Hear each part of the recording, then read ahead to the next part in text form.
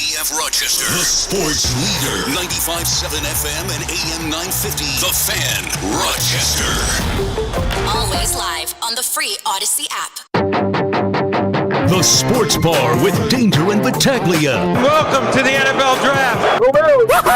If you're more on the aggressive side, I think that's where Brandon Beane will go. Brian Thomas Jr. seems to make the most sense to me. Look at the value of the franchise. What are they saying now? The Bills could be up to like $4 billion. The money is silly money. They can get somebody to give them close to $1 billion for 25% of the team, maintain control, take care of all their cost overruns. It really doesn't surprise me that they're looking to do this. Mike Danger. Power washer. Is there anything more satisfying? When you do a good power washing and it gets everything up and out, oh, fantastic. I've got momentum now. Momentum is back. Momentum engaged. Gene Battaglia. I'm believing the Bills will go somewhere other than wide receiver in round one. What has you believing that? Just the positional value. And you mentioned the cost control and all those things we don't think about. Right. Hey, Lindy. The Sabres made the announcement that Lindy Ruff will, in fact, be the head coach moving forward. Hey, Sabres fans, Lindy Ruff here. I'm honored to be the next head coach of the Buffalo Sabres. 95.7 FM and AM 950. The Fan, Rochester. Hey, good afternoon, and welcome on in to the Sports Bar. It's Danger and Battaglia, Rochester's only local sports talk show. Glad you're with us and listening along at 95.7 FM, AM 950, or the free-to-download Odyssey app. We sound our best when you ask your smart speaker to play 95.7 The Fan. We've also got our video stream up for you. You can watch the Sports Bar on our YouTube channel at The Fan Rochester, on twitch.tv/The Fan Rochester. I'm Danger. That is Battaglia. We are just basking in what has been an amazing 24 hours of competition and sports, and we've got a great show lined up for you this afternoon, leading into what promises to be another great night of action. Yeah, if you are one that says, oh, my favorite team isn't in the postseason, I mean, you're missing out. I don't like the Leafs. I don't like the Bruins. In fact, kind of despise both teams. But I enjoyed that last night. Oh. If you're a fan of the sport, the Austin Matthews goal, the breakaway goal. Yeah. Basically a lob pass that he gloves, drops in front of him without missing a stride, in alone, buries it. That's Stanley Cup playoff hockey. It's just fantastic. The NBA delivered last night. Oh, my God. The Knicks. Gino, the Knicks. Oh, my God. They shouldn't have won that game. Oh, my God. The Knicks are a story. That was one of the wildest sequences to end a game that you will ever see. You're down by 5. 2 3-pointers in 14 seconds. Should have been a foul. Okay, does that explain allowing open shots? Does that explain not getting the board? Does that explain Maxey not taking the shot at the end? Oh. There's so much to dive into just from that final sequence in that Knicks win over the Sixers in Game 2. And then you had, another comeback with Jokic and the Nuggets dispatching of the Lakers. You had a massive 3-goal comeback in the Stanley Cup playoffs by the Hurricanes. Yep. Coming back on the Islanders, who decided, let's just take our foot off the gas. I mean, just wall-to-wall amazing action last night. And again, now my hopes are high. I'm hoping that we have another great night of action. We have 4 Stanley Cup playoff matchups tonight. Again, I love what ESPN has done with their coverage. I love that it's staggered. I love that it's nonstop. It's constant. You can flip back and forth during intermission. Just fantastic action. And all of that before we talk about the Sabres announcing today Lindy Ruff as their next head coach. Yeah, and look, can we just have one day, Danger? One day. Well, one day to be excited about it?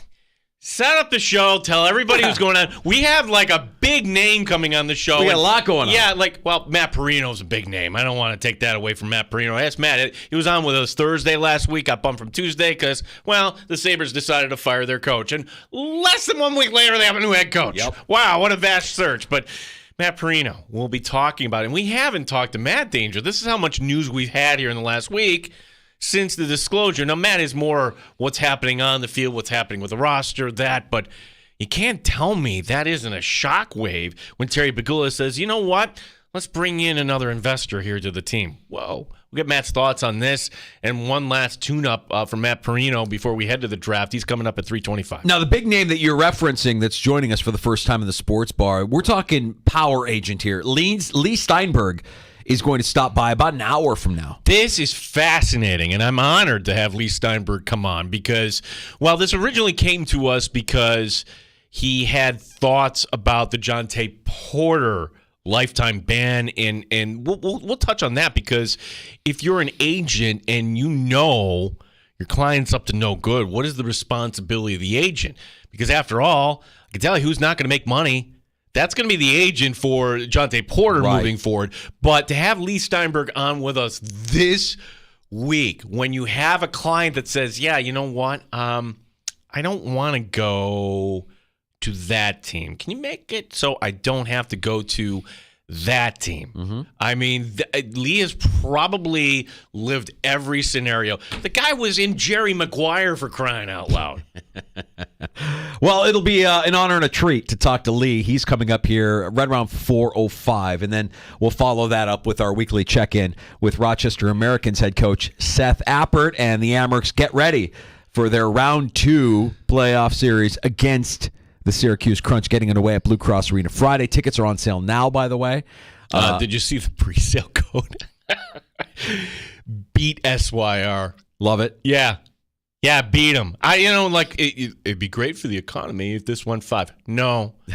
1, 2, 3, out. 5-game series going to last us 15 days. Let's get it over with. Let's rest it up. No. Sorry, Mr. Pegula. We don't need that third home gate here from this series. Let's just kind of move on and get to the North Division final. While we're all kind of waiting for Cleveland, and they've got to kind of wait for the winner of Belleville. Toronto, we know it's Syracuse. We'll get the thoughts of head coach Seth Appert, who, by the way, Danger, technically they finished tied for first. It was a tiebreaker that they lost on in regulation wins. So, yeah. Looking forward to that conversation as we do every week with Rochester Americans head coach Seth Appert, and I'm sure he might have some thoughts as well on Lindy Ruff as the new head coach of the Buffalo Sabres. You can join us at 866-4326-585, 866-4FAN. We're also on Elon's Twitter. That's X. At the Fan Rochester. Feel free to engage with us there. Okay, Gino, you want a day? Let's hear it. Here's the day, and I'm going to try. This was some of the feedback I got last night, and this is, you don't believe me, and this is Worm. Who is Worm? Worm weighing in. So my college buddies, I don't know if I've ever talked about my college buddies. Like you have Andy and Dennis and Big Daddy and Worm. Big Daddy and Worm. Let's focus on those two. Yeah, well, that's who I want to hear from. Well, Worm is actually way more accomplished than you and I, Danger. Of course he is. Yeah, he just kind of drifts in and out, loves hockey. Like a New York City guy, loves hockey, working in D.C. And he weighs in with this. I get this message. Gene, is this a joke? Just give up now. How awful. Did they watch the Devils the last 2 years? I'm sorry, man. Wow. Worm not a fan of the hire. Really? Wonder why. That's part of this, and I feel like we should like what happened in New Jersey that you lead a team to the second round, and then it just goes so bad. And I'm listening to the questions in the press conference. Like one came up, hey, what did you learn going through last year? Kind of made it sound like, hey, there's just a lot of bad puck luck or whatever, but I don't know. Like, what was it? Danger, this is a day. I might be blinded by fandom. I might be blinded by nostalgia. I might be blinded liking this man from afar. Lindy Ruff. Who doesn't like Lindy Ruff? He's a man's man, and this is what this team needs. Mm-hmm. Well, I have a source. Pulled me aside and said, they started talking a month ago. Lindy Ruff and the Buffalo Sabres. Sure. Which, that sounds like breaking news. Don't hit the sounder, because think that through. Lindy Ruff was unemployed.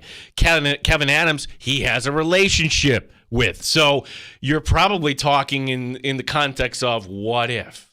What if? Because where I like the hire, I can't be a hypocrite, meaning this.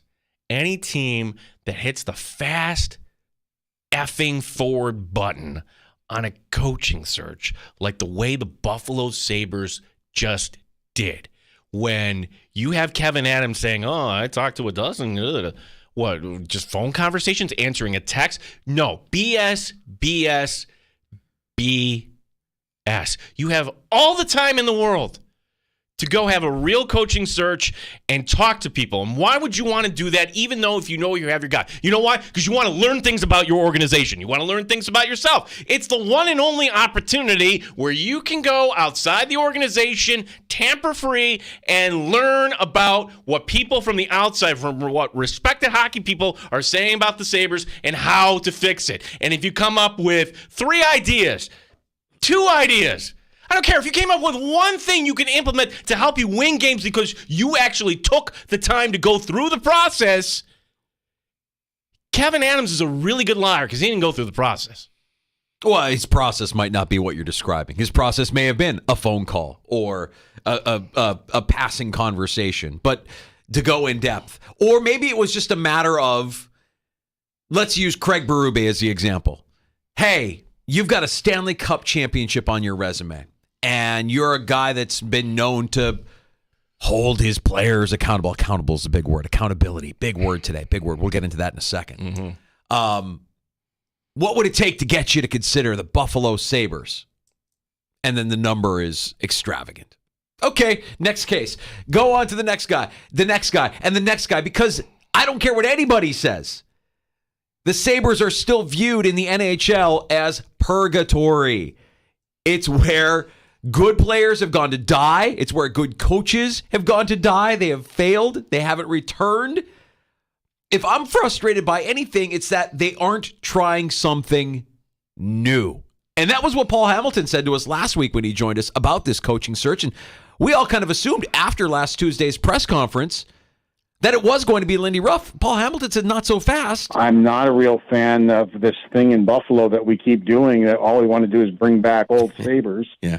I'm trying to remember how many players or coaches at Buffalo Sabres have won a Stanley Cup, but yet we want to keep bringing them all back. We wanted to bring Miller back, when he was near the end of his career. Want to bring everybody back. What about Vanek? Let's bring him back. And, the whole thing. And it's just, maybe we could also try something new. Well, they didn't. They brought back a retread head coach. Now, I know a lot of people are going to be excited about that because you recognize the name and we all are nostalgic for better days, right? We're all nostalgic for that. Hell, the Sabres know it. What did they do minutes after they hired him? The nostalgia video showing all the clips of Lindy behind the bench with the Sabres winning things. They know. They know.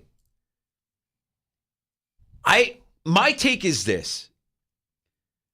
You're not buying season tickets to your favorite team because of the head coach. I don't go to a game, any sport, where I'm pumped to see the coach. Like, boy, I sure hope before I die I get to go to an Oilers game to see Connor McDavid's coach work his magic. Does anybody know who the head coach of the Edmonton Oilers is? Nobody. I should. I don't. Nobody. Yeah. Nobody knows. Why? Because you have a really, really good player. And I'm not saying that coaching doesn't matter, but the Sabres haven't been good enough because they don't have enough talent. And if you watch playoff hockey and you realize just how far off the Sabres actually are, until the organization decides to add some actual men with actual NHL ability, I'm not going to hold my breath that Lindy Ruff can get more from a locker room of serial underachievers. Back to accountability. This is the big word that everybody said. Locker cleanout day, accountability. Boy, it sure seems like Don Granato didn't hold these players accountable. Listen to what Lindy Ruff had to say today about accountability. Accountability, to me, starts with the player himself. That first thing he does is hold himself accountable. Did I do enough to get this team to where it needed to go? Before you can be accountable or look for accountability from somebody else, you got to be accountable to yourself, whether it's your training in the summertime, whether it's your preparation for camp, whether we get to game one, are you ready to play? You hold yourself accountable. The next level of accountability when you become a good team is the players themselves will hold each other accountable. They will say, that play wasn't good enough. You need to get, you need to be there. You need to be on the wall. You need to block that shot for me. That's a game changer. The last part of it is the coach who just can't yell and scream at players anymore. You can't just say, you've got to do this, you've got to do that, you don't play this. Will be the way we grow is believing in the way we play. If we don't play like that, my biggest tool is to take ice time away. My greatest tool is you're playing really well, you get more ice time, you're going to be that guy I'm going to count on. You're going to take that key face off. You're going to be on there in the last minute. You're going to be on for every empty net. And I believe that your best players should be on the ice at all key moments. That your top players should be the guys that lead the way. That first, they're accountable to themselves first. Accountability is a big word. And accountability starts with each player taking a look in the mirror. Now, who doesn't love everything that he just said? Love everything he just said, right? Yeah. So what's the problem? Well, the problem is it starts with the players. And the players are the ones saying, well, there's just no accountability. It starts with you. Look in the mirror.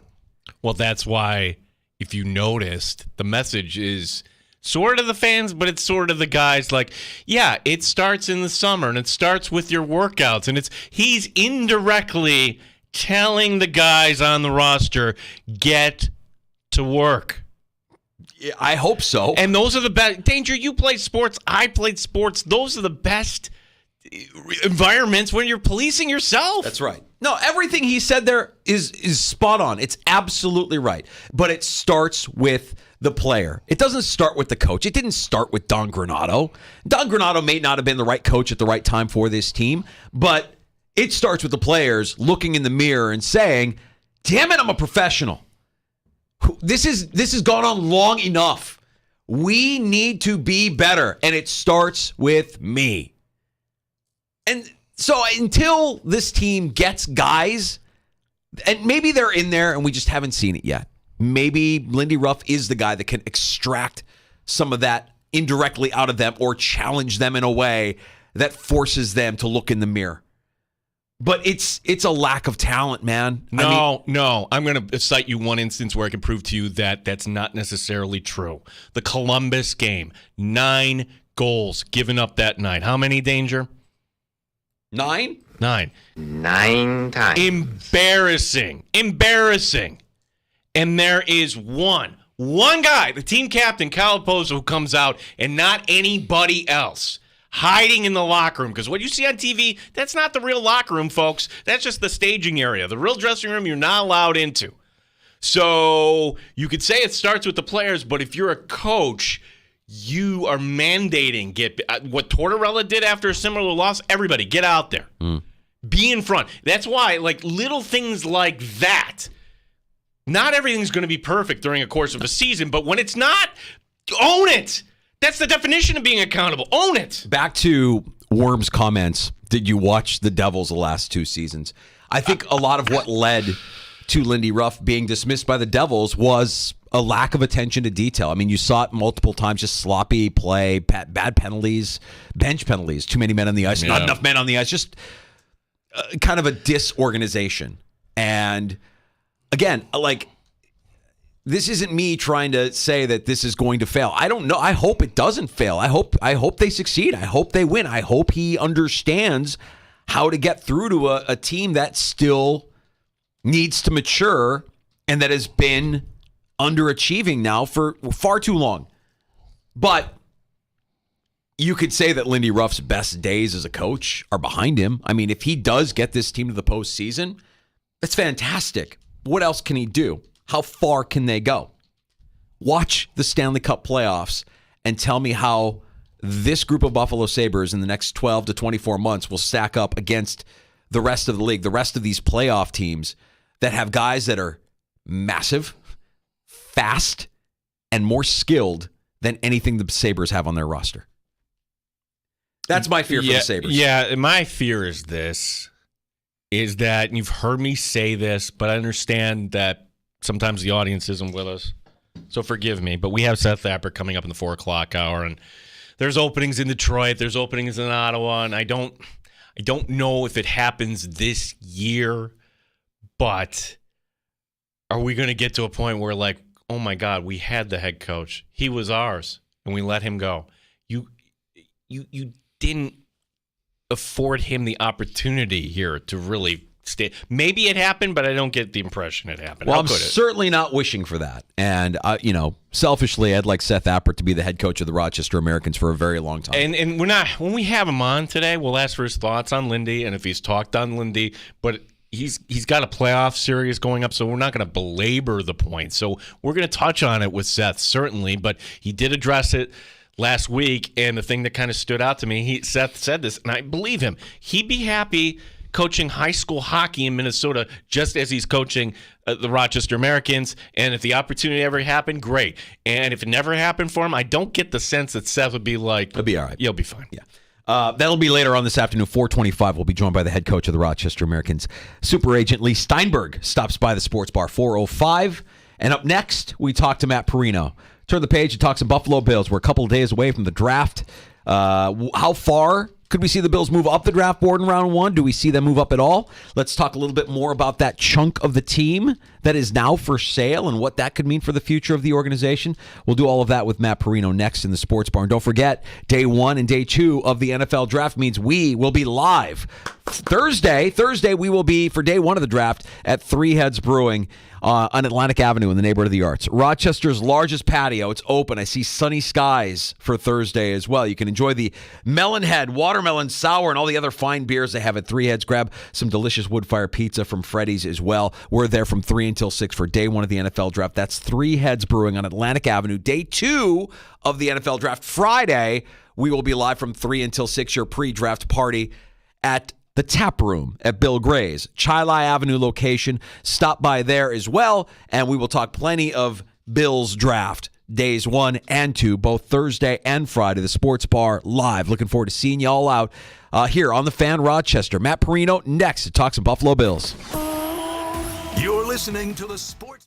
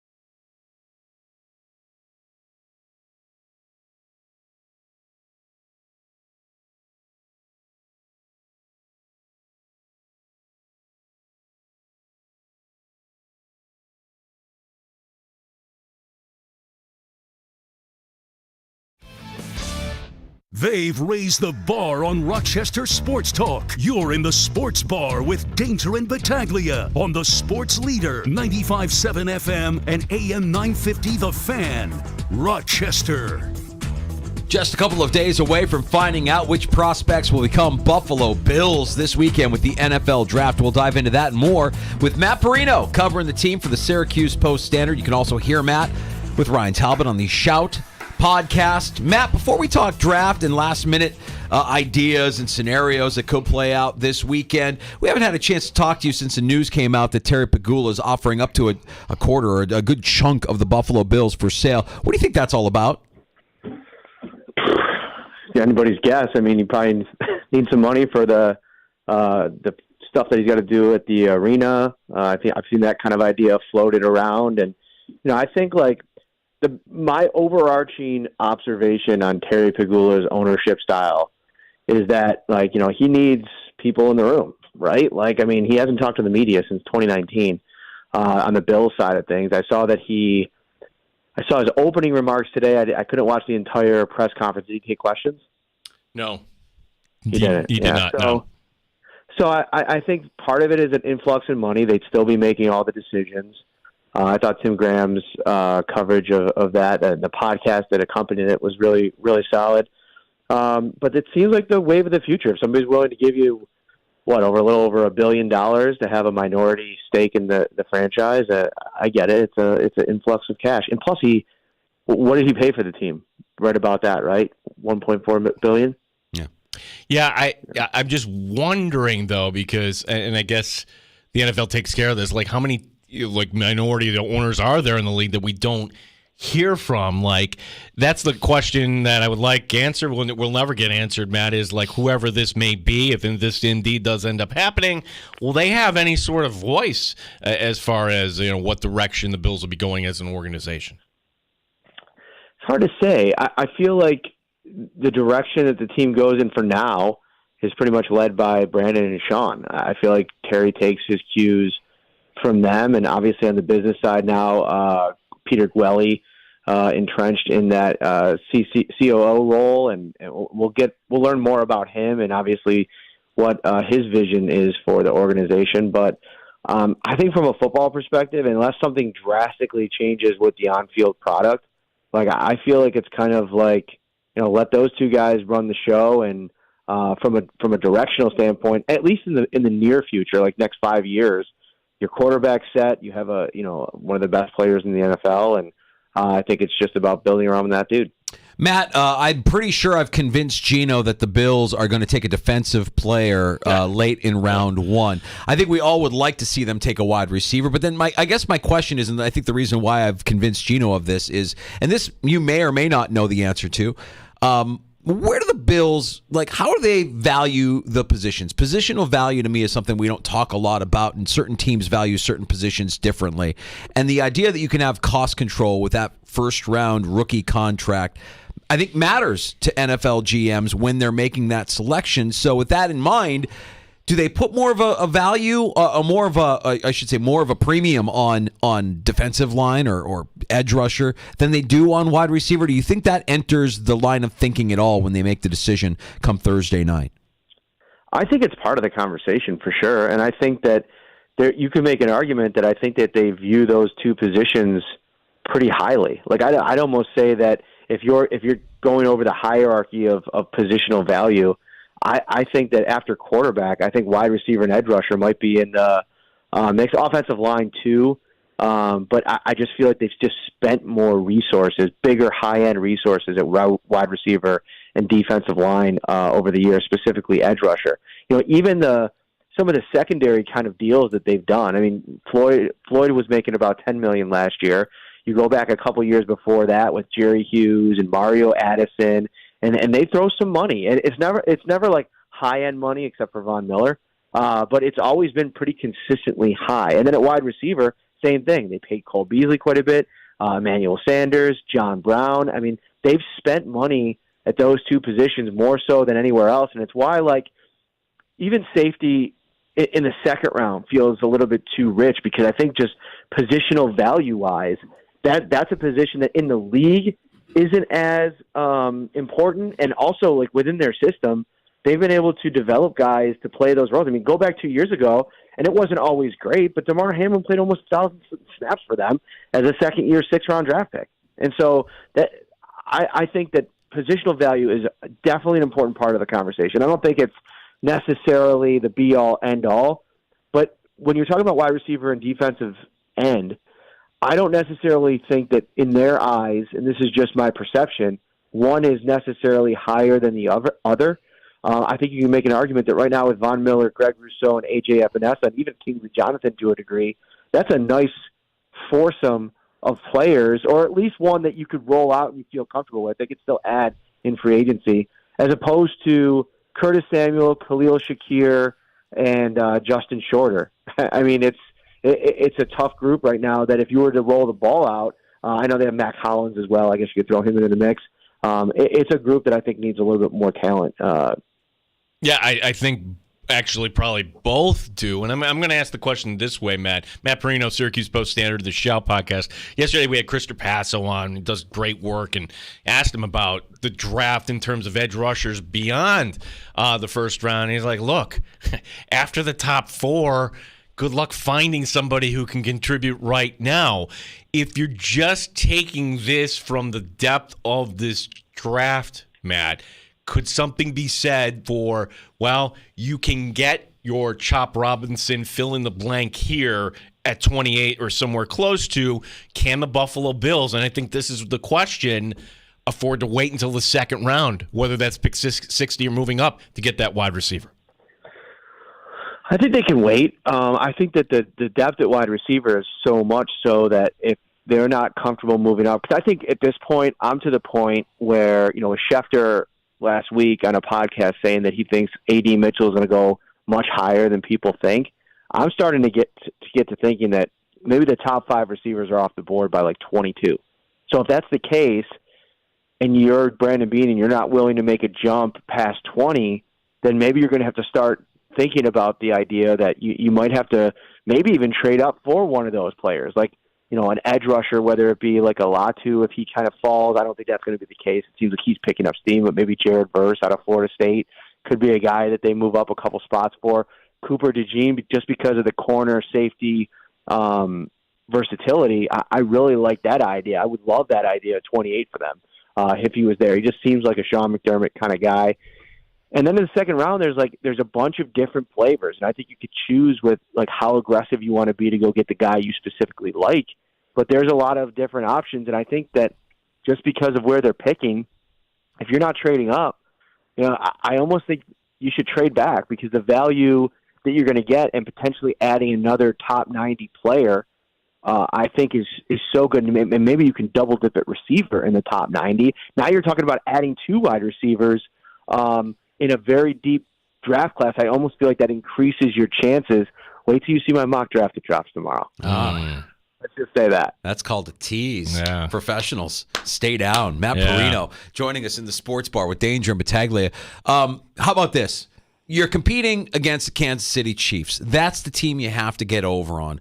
I don't really think that the Buffalo Bills should settle. I think the Buffalo Bills need to get a difference maker on the offensive side of the ball, somebody who can, day one, be a replacement for Steph Diggs. What if the Bills get into the top 10? What if they get to, let's say, 8 and jump the Bears and trade with Atlanta and give up next year's first round for Rome Odunze? Are you in on that, Matt? I am in on that. I think that if you could make it happen, go make it happen. I was on a podcast today with Joe Biscaglia from The Athletic and ESPN's Alina Getzenberg, and it was on Joe's podcast. And this actually came up, and the trade up into to the top 10, it's complicated, but it's also like low key kind of doable. And that first round draft pick the Bills have next year, I think that it's more than ever before tradable because of that Minnesota second round draft pick. And you never want to go into a draft without a first round pick, but if you're going to have to do it, if you get Odunze and you have an early second round pick that you can maybe be aggressive for if you like somebody to get back into the first round next year, it's almost like you worry about that a little bit later. And, there was actually Joe kind of brought up a trade scenario where the Bills give up that pick next year, 28 and 60 this year, and then they go down to 75 and then add another one in the top 90. The trade chart just worked out that way. So there's a lot of interesting ways to do this. Now, how do the Bears view the Bills' first-round pick next year?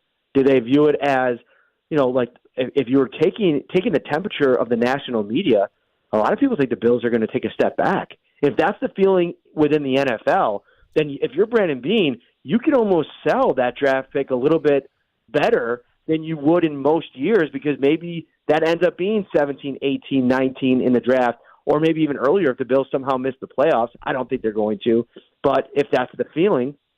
But again, Brandon Beane also said, he kind of couched all of this the other day, last week, when he said, I've been in Carolina before when we've traded a future first, and the worst thing ever is when a guy doesn't hit that you traded that future first for, and then the year comes past and you have to sit there at the draft and watch somebody that you could have really used get drafted with the pick that you would have had.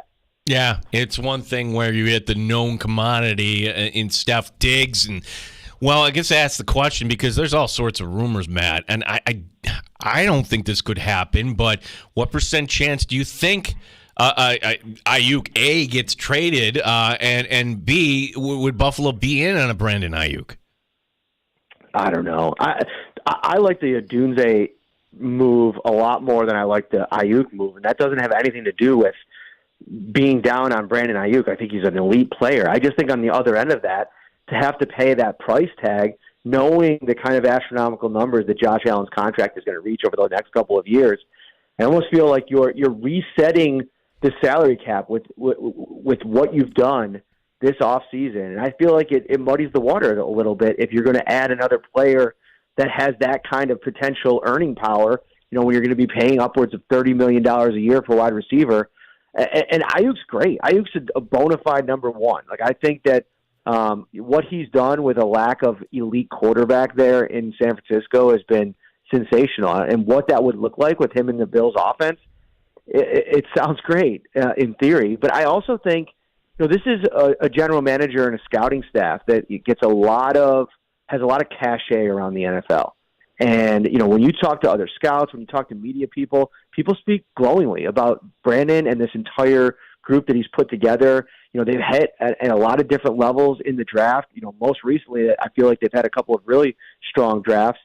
So now it's like the one position that they haven't really had to test themselves on is wide receiver. And when you can get a cost-controlled player, I think you got to trust your scouting process and go find the guy that you really want to have. And if you're willing to give up those assets for Ayuk, you should be willing to give them up for a younger player that's coming back to you on a rookie contract with a fifth-year option where you get 5 years of bona fide Josh Allen prime and a wide receiver one on a rookie contract. To me, that's much more alluring. Yeah, Matt, give us a little bit more on your mock draft that's releasing tomorrow, because I'm curious of how this first round is going to lay out for the Buffalo Bills if they do remain at 28. How many quarterbacks do you have going? How many wide receivers do you have going before the Bills are selecting at 28? Is this one of those years where, or just a different year where you see the majority of these players coming from the offensive side of the ball rather than the defensive side of the ball? What's your scouting pre-draft look like here leading up to your mock draft? So I talked to somebody yesterday after Peter Schrager put out he put out a tweet where he said it's obviously a heavy offensive draft where there's like 6 guys that could go in the first 15, and there's another 6 guys that could sneak into the back end of the first round but could be out of the first round completely.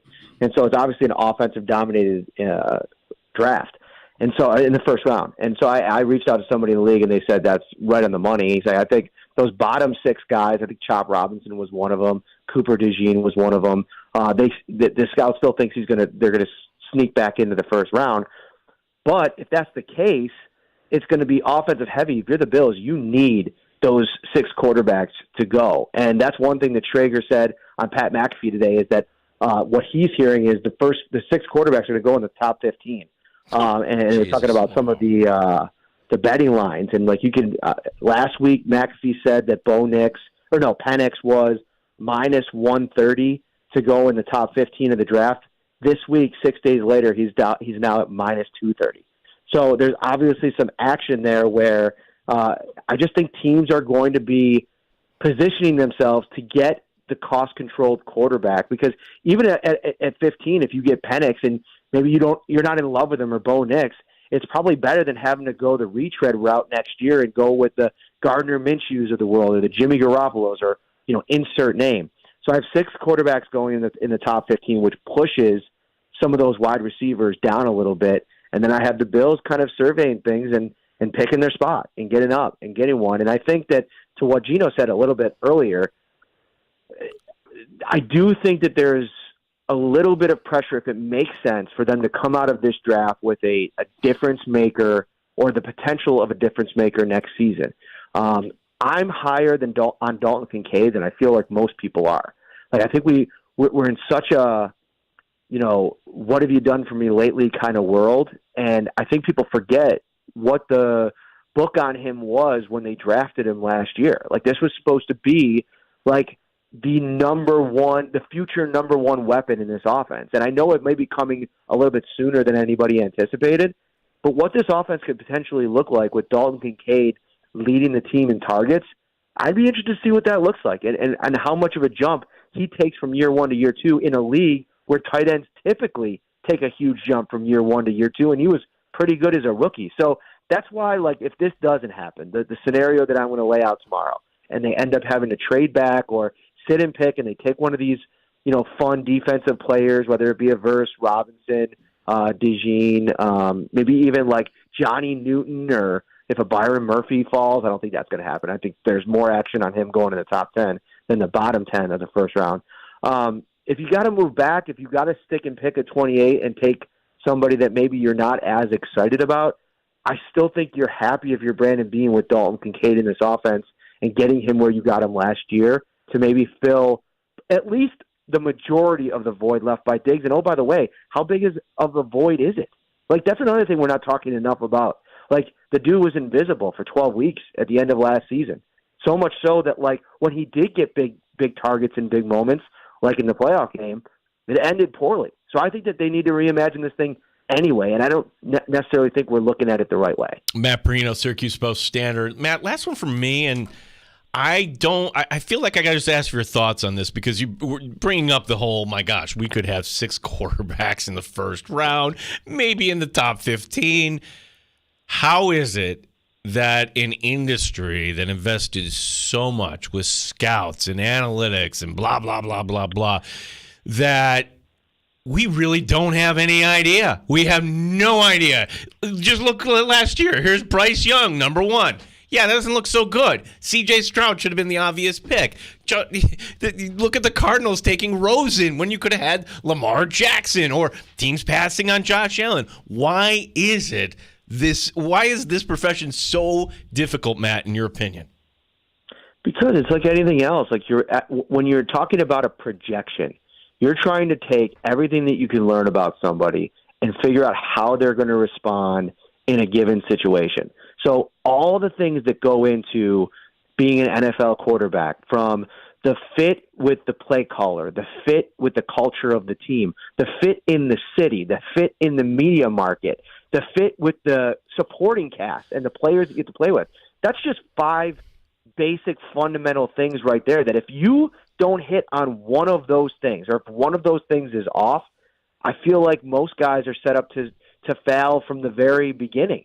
And I'm not sitting here saying that Zach Wilson would have been some great player had he landed somewhere else. It's not about that. It's like, I think as the situation goes along, I think different factors affect it too. So, like, maybe there's a bad first year and maybe the confidence level is shot, and then you're never able to get back to a place where, you feel you could be competitive, or maybe you feel like there's not a belief in you, because this is a world, the NFL world, that it is like, if something doesn't happen in 3 or 4 games, it's almost like the panic button is getting hit everywhere, and people are asking questions, people are having to answer questions within the building.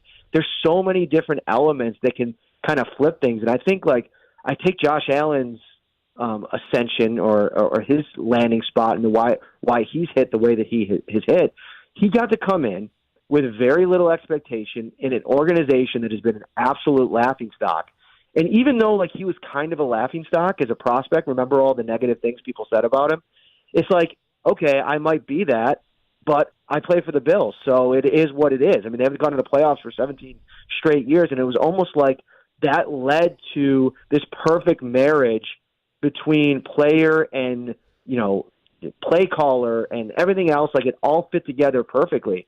Patrick Mahomes got one of the best offensive coaches of all time, and he got to sit behind Alex Smith for a season and see how it's done, and got to kind of bide his time and see how it was going to go.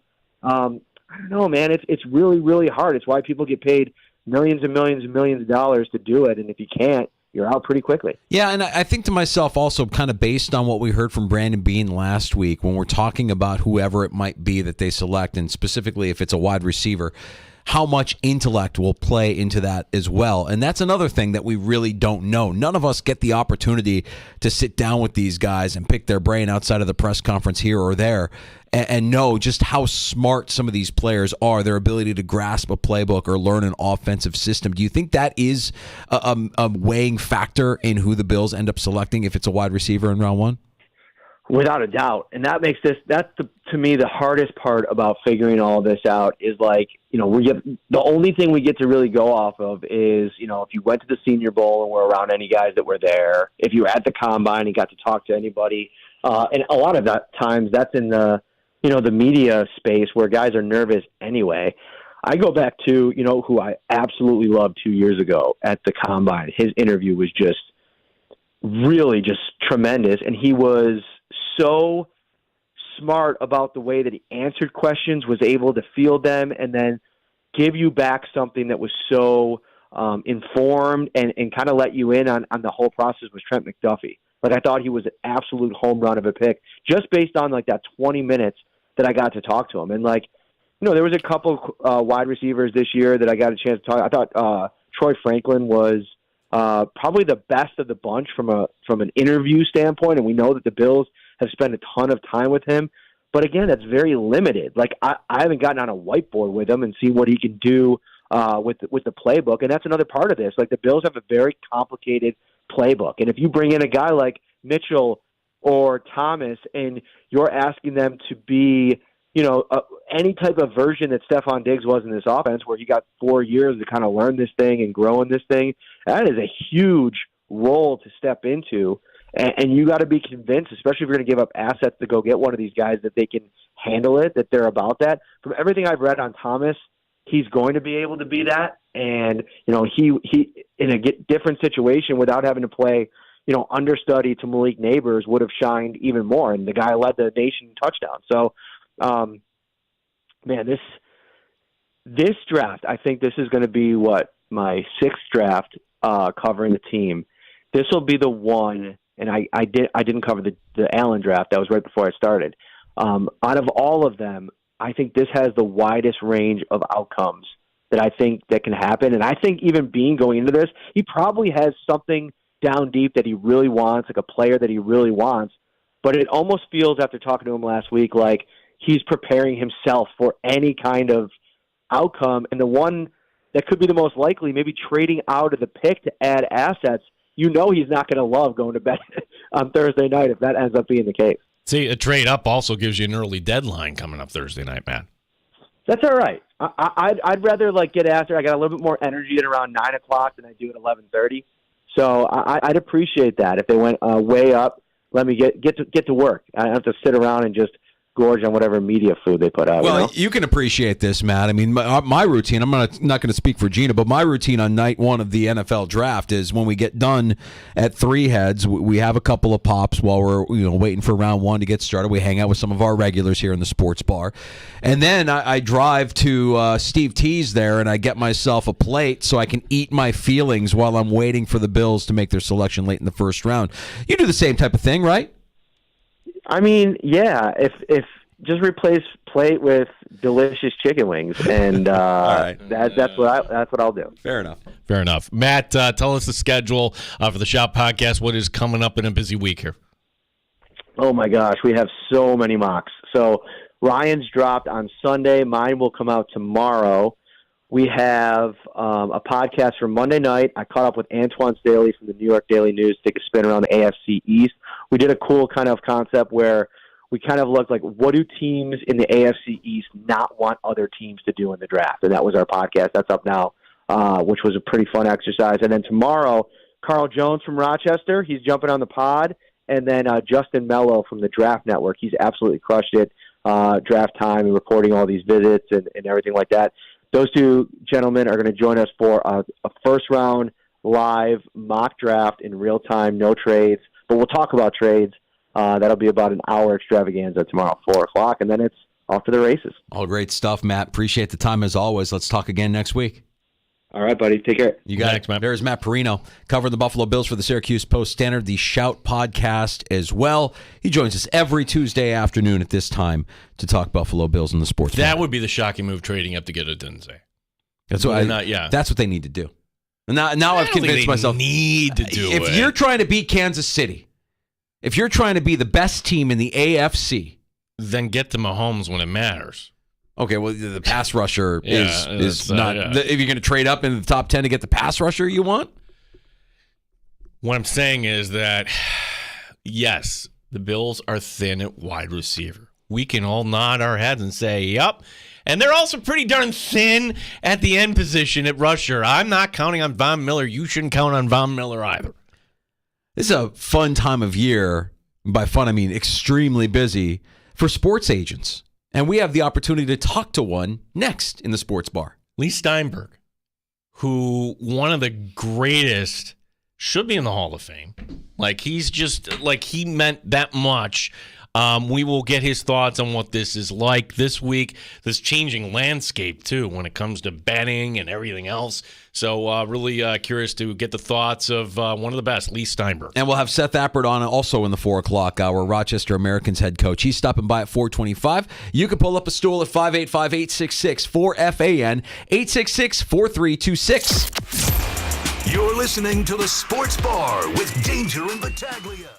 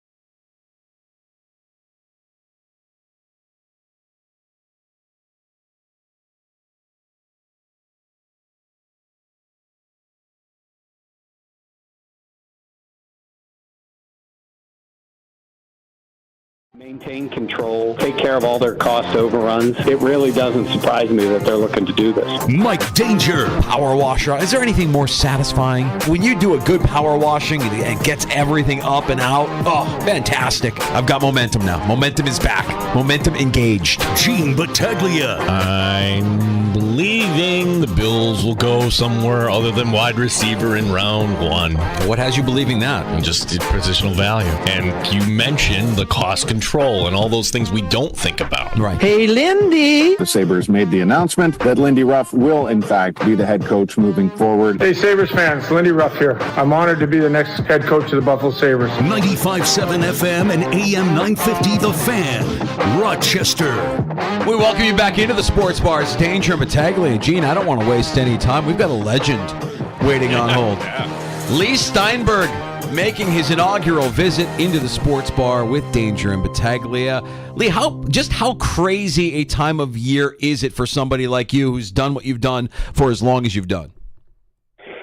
This is the most exciting time of year, and there's a generalized amnesty on truth-telling by general managers or other personnel at this point.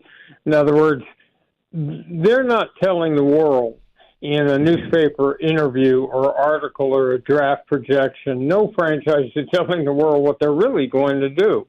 So it's a little hard to follow. When I have a high draftee, teams are pretty honest about what their intentions are, and they will tell you, trying to do their advanced work, if we get in position, we're going to take the player. And then draft night itself is amazing because draft time is not real time. It's like water torture time.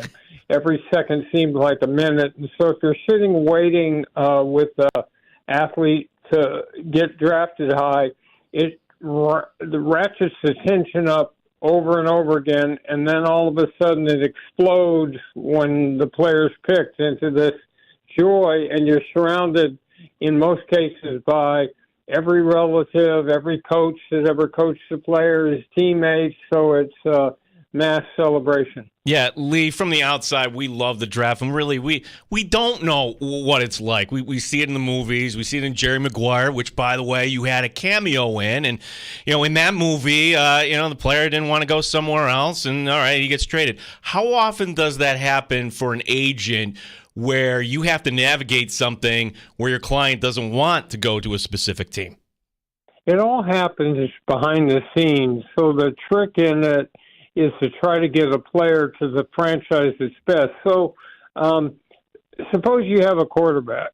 Now, we've seen a number of quarterbacks not make it who were high draft picks, and that's a function of the fact that the organization, the ownership, the structure, the coaching are the critical factors. So that you would like a player to go to a place where they have a support cast, and they also have a plan to integrate that player slowly into the pro game because it's so much quicker and faster. So behind the scenes, discussions are happening, but you don't want to have it appear like this player's too big for his britches, he's defying the NFL, even though I don't think the draft has any sacred foundation to it. It's not like it was handed down by God to Moses on Mount Sinai. It's just a control system.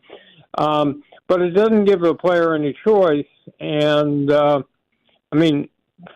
example, Caleb Williams was pretty outspoken on wanting to go to a good franchise and seems to have been assured by what Chicago told him. Yeah, and for what it's worth, Chicago doing a lot to make it appear as if when Caleb Williams gets there, he'll have all the tools he needs to succeed. It's super agent Lee Steinberg stopping by the Sports Bar. Danger and Battaglia on the Fan, Rochester. We have a saying here, Lee, and we talk about it a lot when we talk about NFL franchises, that dysfunction starts at the top. And you've done this a long time, and you've worked with, I'm guessing, every franchise. Is that statement true? I mean, when you see an owner who might be a little bit more meddlesome than they need to be, do you see those teams as a little bit more challenging to work with or to get results from?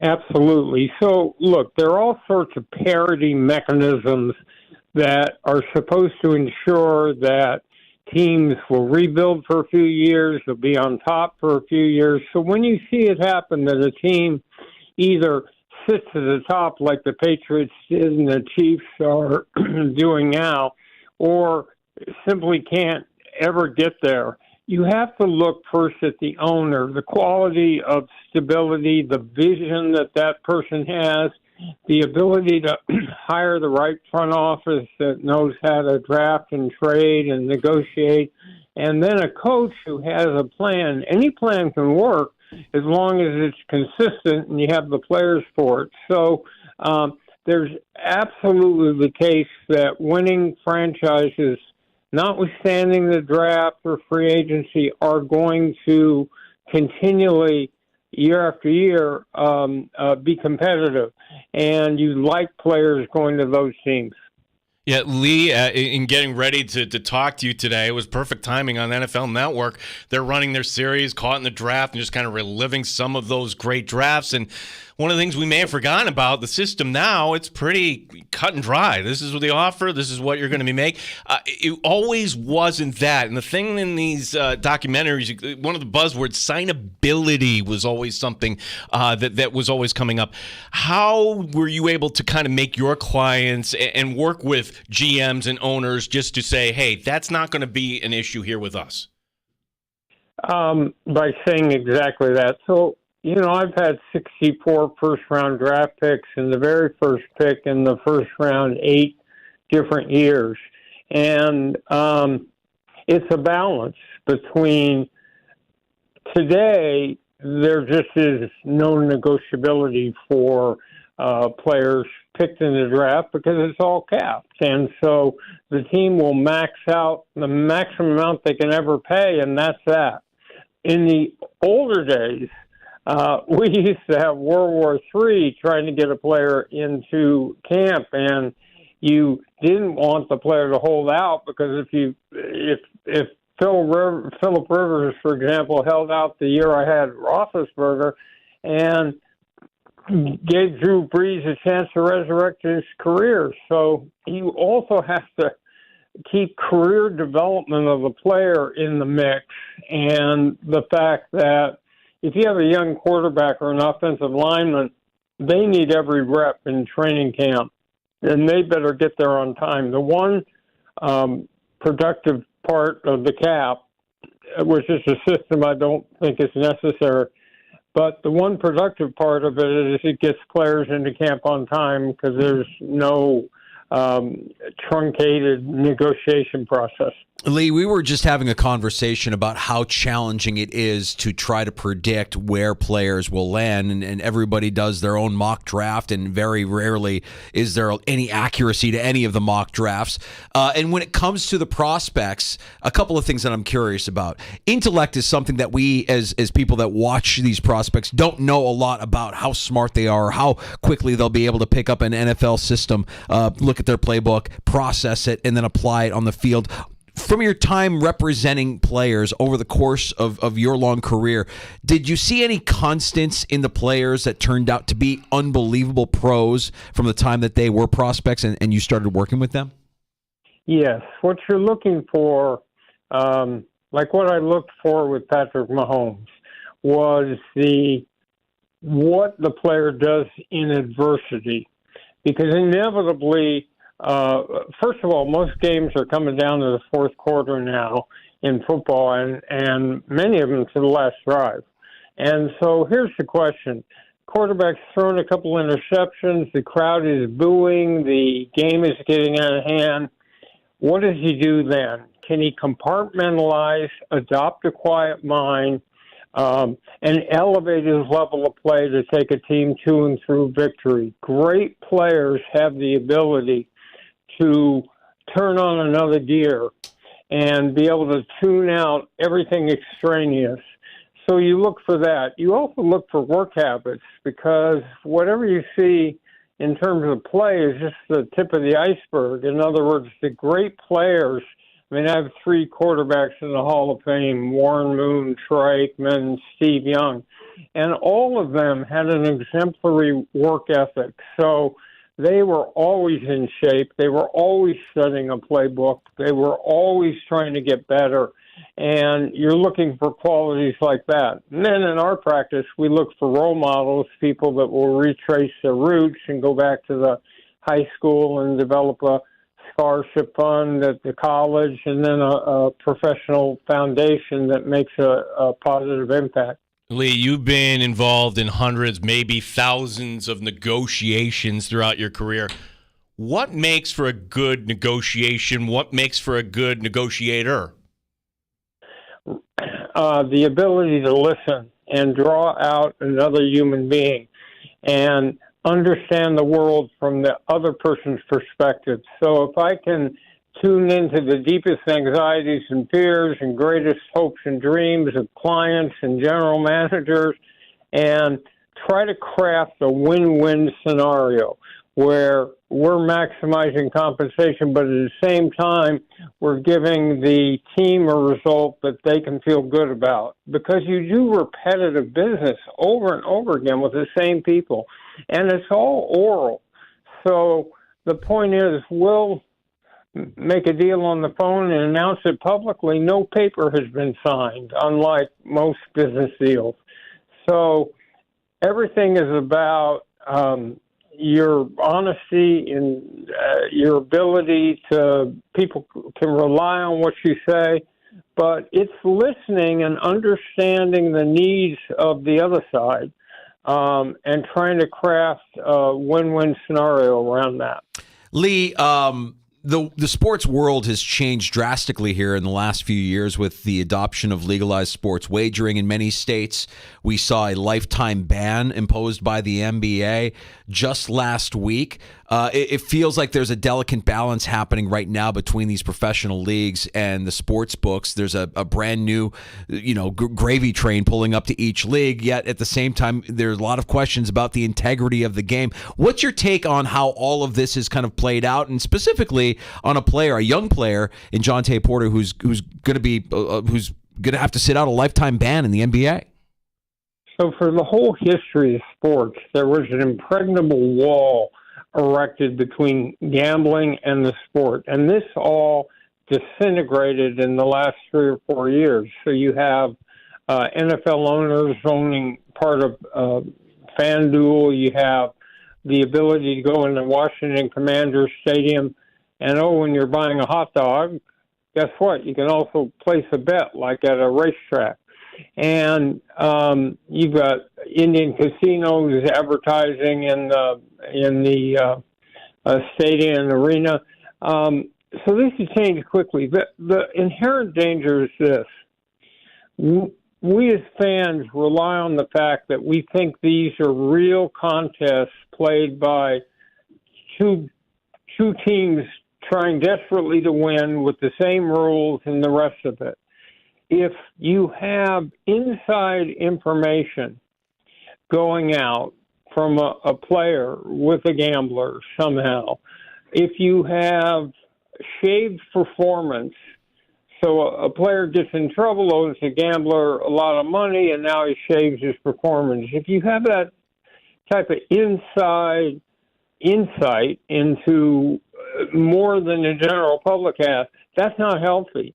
Because if all of a sudden people look at Jonte Porter's performance and say, well, he pulled himself out of the game, was this a real injury or not? Then all of a sudden you have wrestling. And it's the existential threat. And this comes so fast, I don't think people really have processed yet the implications. But when you take the different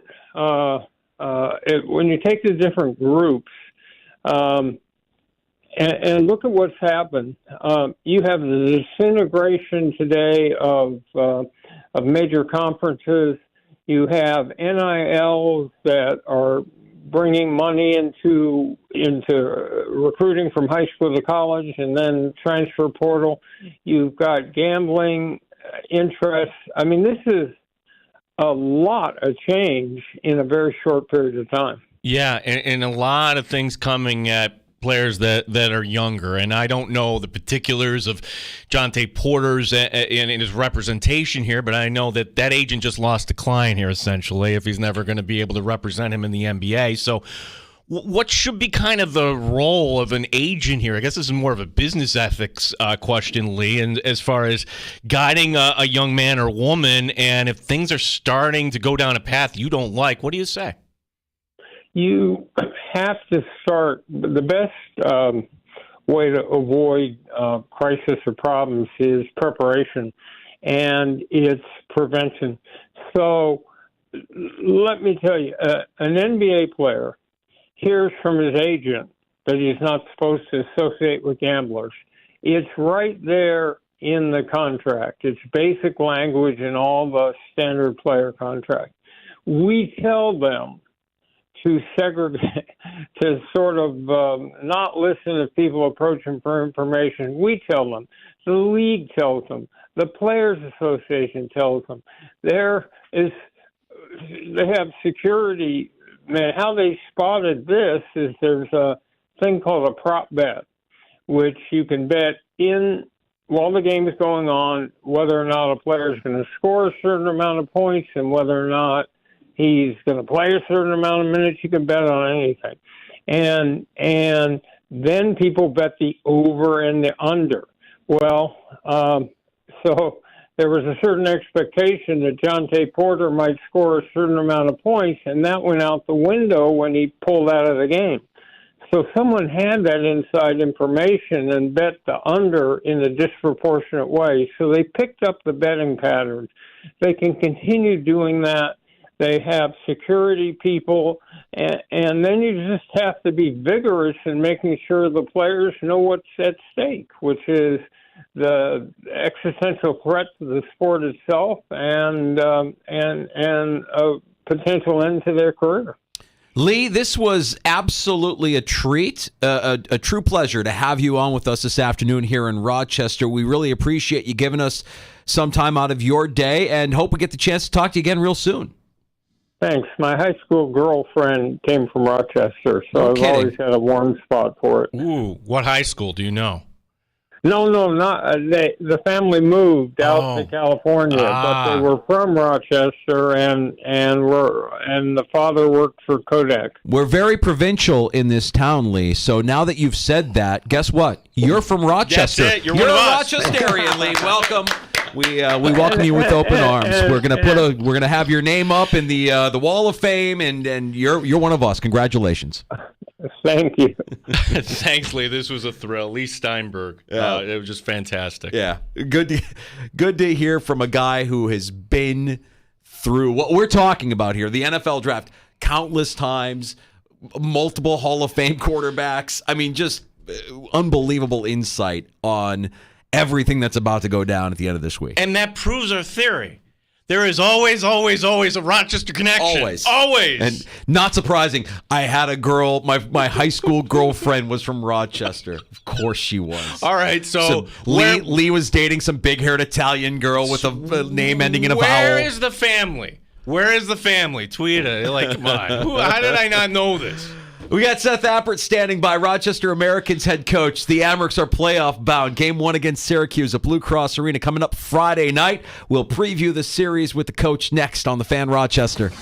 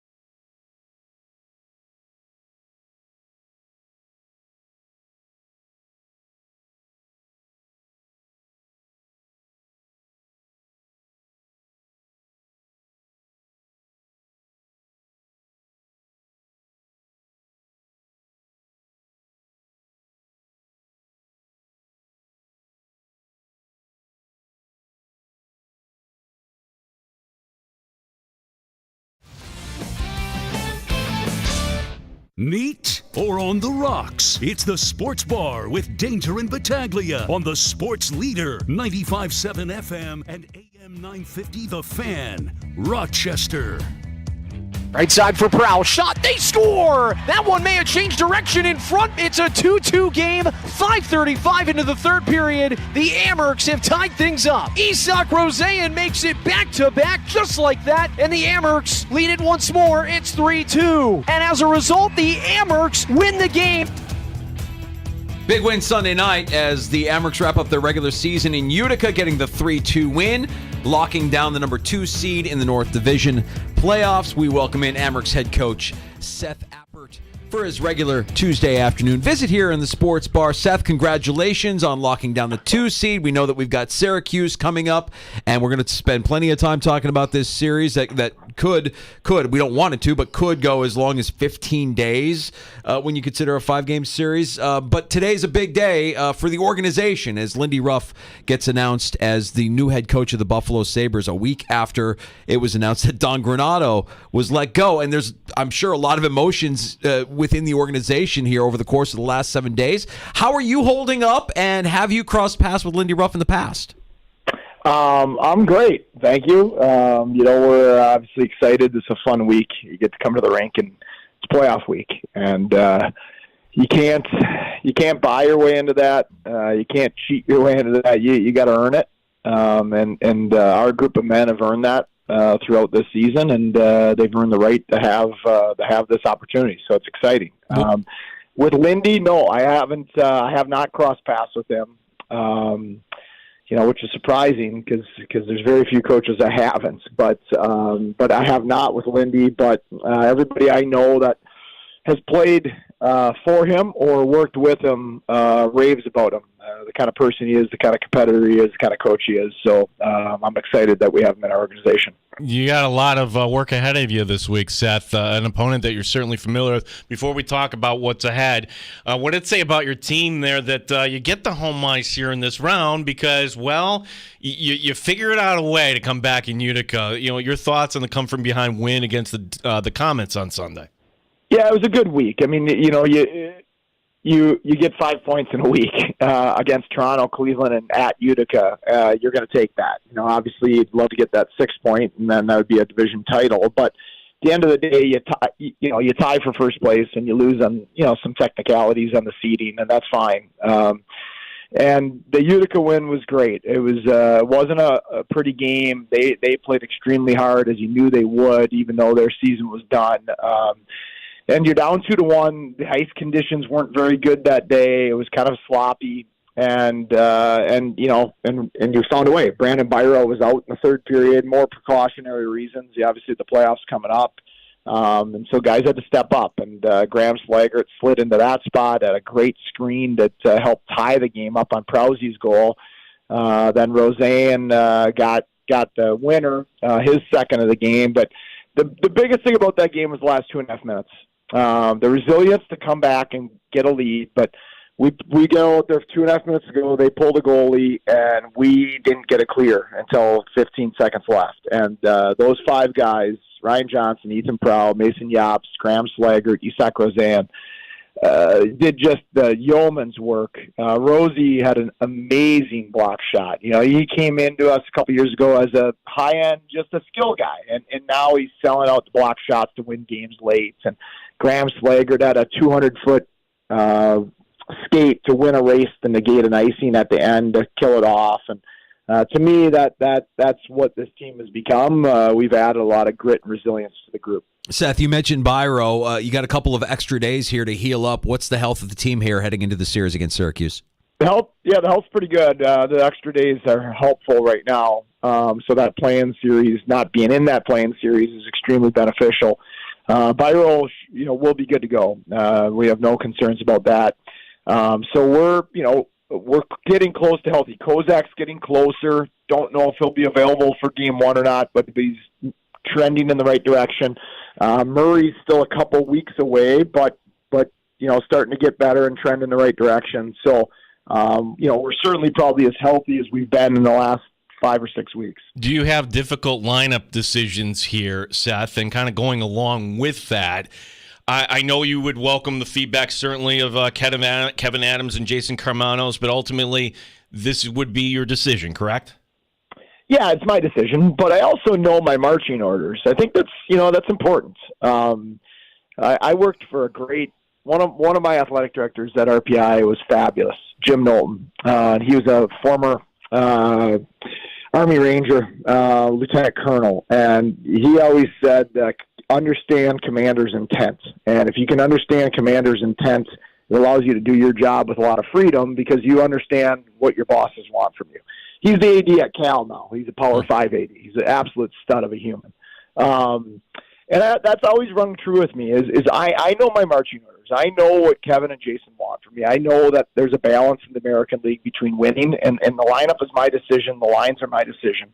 But we also need to develop prospects and certain young kids, it's important that they're in the lineup and going through these experiences. Seth, accountability was a word we heard a lot last week as players were cleaning out their lockers up in Buffalo. And I know we've had this conversation. I feel like we've had this conversation with you in the past. We heard a lot about it today within the organization as well. As the head coach of the Rochester Americans, what does accountability mean to you? I think accountability it's simply doing what you say you're going to do. That's it. Like, what do we say we're going to do as a group of men? What do I say I'm going to do as the coach? And when you're accountable as a coach, then you can have honest conversations with your players, and you can actually say to your players, hey, have I ever lied to you? No. Have I ever misled you? Have I ever told you something I couldn't follow through on?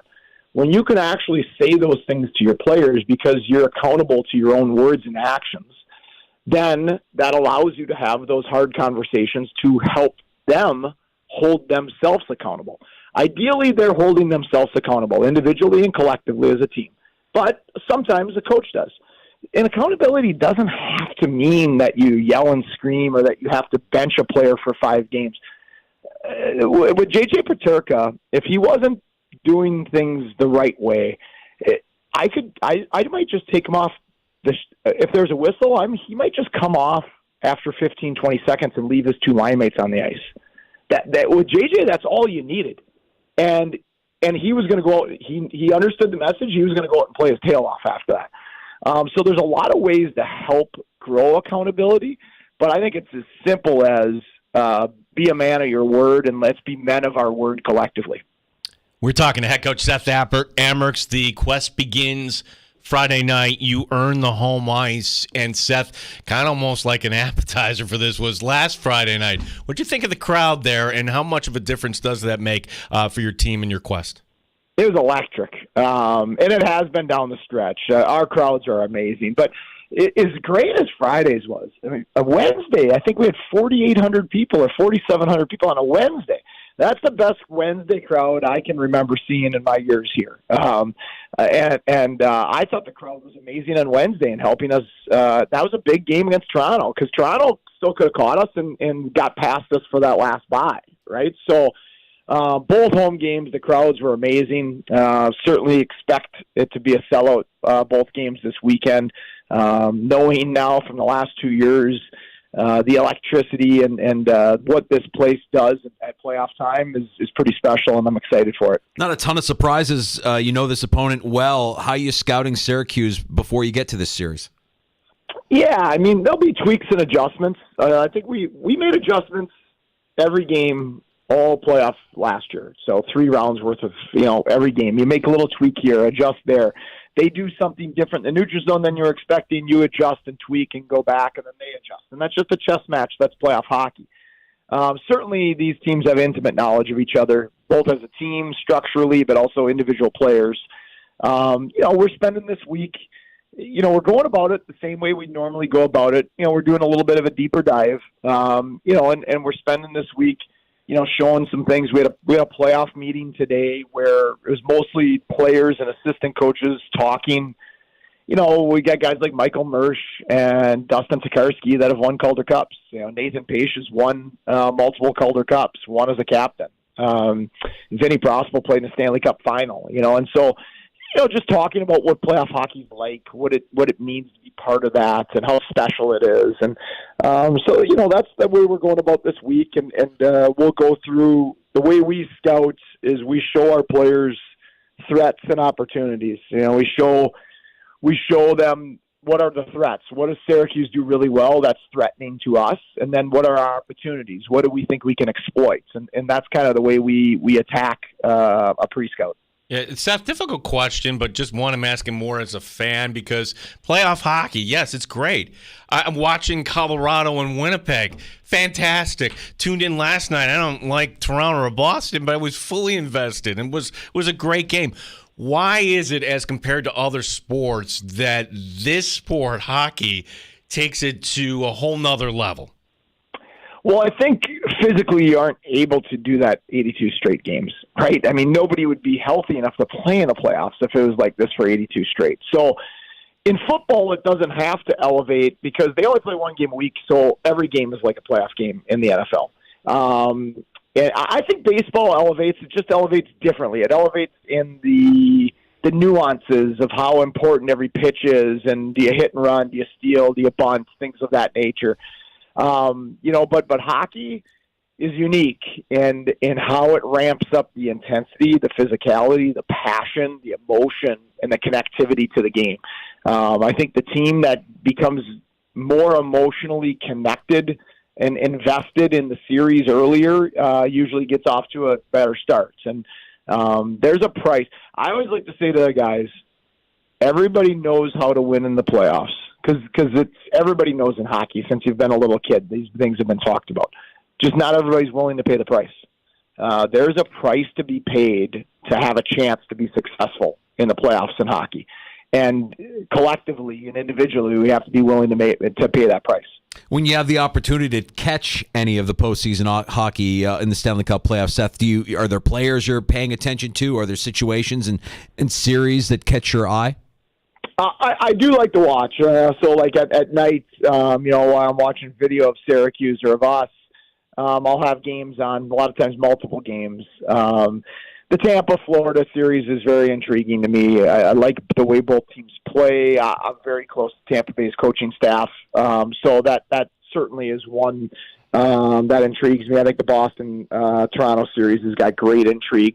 The Western series are awesome, but I can't stay up. I tried to stay up for a little bit last night and watch a little Dallas-Vegas, and I was sleeping by the start of the second period. So the Colorado-Winnipeg game the other day, that felt like the old Smythe Division playoffs when I was a little kid, and I begged my parents to let me stay up and watch Edmonton, Vancouver, and it'd be like 9-7. And it was just fantastic hockey, and that's what that series felt like the other day. Seth, I've noticed this new merchandise. This is probably not your department, but rolling out with the Amerks gear here for the postseason. Pesky Amerks. They're kind of like, taking that right from kind of your bourbon. How did the whole Pesky Amerk thing start? Did that start from you? Did that start from, the marketing department? An opponent? Yeah, an opponent. Like how? And I'm sure that's something you would be kind of proud of, I would think.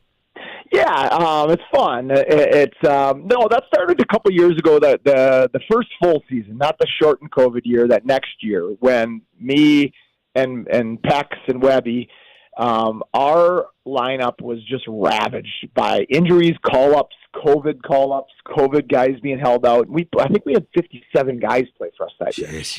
And it seemed like it didn't matter. Like, we'd call up 7 players from the East Coast League. We'd play Nick Boca as our third-line center. And we just keep finding ways to get points to be a playoff team that year. And I don't know if it was Webby, Pex, or me, or Steggy, our equipment manager, like, somewhere in there, like, you just can't kill us. We're like a cockroach. You can't kill us. We're just pesky. We just keep hanging around. We keep getting our jabs in there and just keep hanging around and grabbing points. And so the Pesky Amerks thing kind of originated. The genesis of it was in that year where the lineup was in tatters and you're just having to hold on to find points to try to get into the playoffs that year and get a good lineup back together. And as a coaching staff, we've kind of run with it, and support staff, and just kind of jokingly referred to it as that sense. Well, the other slogan that I'm a big fan of this time of year, and I think you can unveil it now that the postseason is here. How often are we going to hear "safe as death" this postseason, Seth? Hopefully quite a bit. Hopefully for a couple months. That would be ideal. That's something I do believe. I mean, it's just not the time. It doesn't mean you play stupid fire wagon hockey, but sitting back, playing on your heels, playing safe is not the way to win in the playoffs. And I want our team on our front foot. I want our team in attack mode, both from a mindset standpoint and our style of play. Well, I cannot wait. Amherst coming up Friday night, Game 1, Game 2, also in Rochester Sunday afternoon. Seth, have you thought about what you're gonna say to your team before Game 1, or is this not the time to bring out the big pregame speech here? I'm not a big pregame speech guy. It's just not my thing. I think if you got to go to the win one for the Gipper, you usually didn't do a good enough job preparing your group along the way. So there's a few times throughout the year, it's usually more in strange moments of the season or moments that it's an easy letdown game. For something like this, no, I'm going to be myself. I'll find a way to have a short, key message in there. But our pregame meeting at 5:30 on Friday will be 6 minutes or less. And it'll be just driving home what makes us a special team. It won't be anything more crazy than that. Well, Seth, we're looking forward to a deep playoff run. We know it all gets underway Friday, and then, of course, Game 2 against the Crunch coming up Sunday afternoon at Blue Cross Arena. You can hear all the action here on the Fan Rochester, and our conversation next Tuesday should be an interesting one. Can't wait for it. Yeah, let's keep these going for another couple months. I love it. All right, yeah, we'll book them right till the end of June. Thanks, Seth. Thanks, guys. You got it. Seth Appert, Rochester Americans head coach, stopping by. Again, Friday night, 7:05, Sunday afternoon, 3:05, puck drop at Blue Cross Arena. Games 1 and 2 of the Amherst Round 2 series against the Syracuse Crunch. All the action here on the Fan Rochester. My goodness, we go from Lee Steinberg to Seth Appert. Are you not fired up here today, Daniel? Feeling pretty good. Yeah. I'm getting some reaction on Elon's Twitter as well. You can reach out to us at the Fan Rochester. Jack, not a real name, at the Fan. Lee Steinberg, wow, great get, boys. We listeners are truly listening to a powerhouse sports show. Happy hour's next. I'm going to do 20 minutes of fart jokes. Thanks for listening, Jack. That's going to end up in the show open tomorrow. Dan DeLorean's going to pull that. Jack, appreciate you listening. For everybody that all of our regulars who stop by the sports bar every afternoon, we appreciate it. We're not here without you. Yeah. And by the way, shameless plug, join us coming up Thursday. It's our tradition on draft day to go have a draft at Three Heads Brewing, Atlantic Avenue, neighborhood of the arts. By the way, it's going to be sunny out that day. Sunshine with the city's largest outdoor patio. It's open now for the season. We've got the Melonhead Watermelon Sour. Other fine beers on tap as well. And, of course, delicious wood-fired pizza there. The food truck, Freddy's food truck, will be there as well, serving up that. But with the weather being nice, Thursday is going to be a special day, once again, at our Three Heads Brewing live show in the neighborhood of the arts. And then we're not content. We're not going to rest on our laurels. We're not going to sit back and say, well, that was fun for round 1. We're going to attack it again for round 2. Friday, we take the show on the road to the tap room at Bill Gray's Chilai Avenue location from 3 until 6. We'll have plenty to talk about based on what happens in round 1, the Buffalo Bills, and we'll get ready for round 2, day 2 of the NFL draft. Again, the tap room at Bill Gray's, the Chilai Avenue location, that's 3 to 6 Friday afternoon. We can share a cold one and maybe a win or two. Look forward to seeing you there. Jack, that includes you. Appreciate it.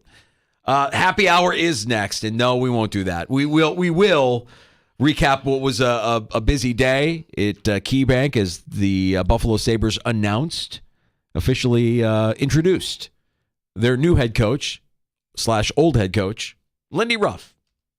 How you feeling, Sabres fans? We want to hear from you. 585-866-4FAN, 866-4326. You're listening to The Sports Bar with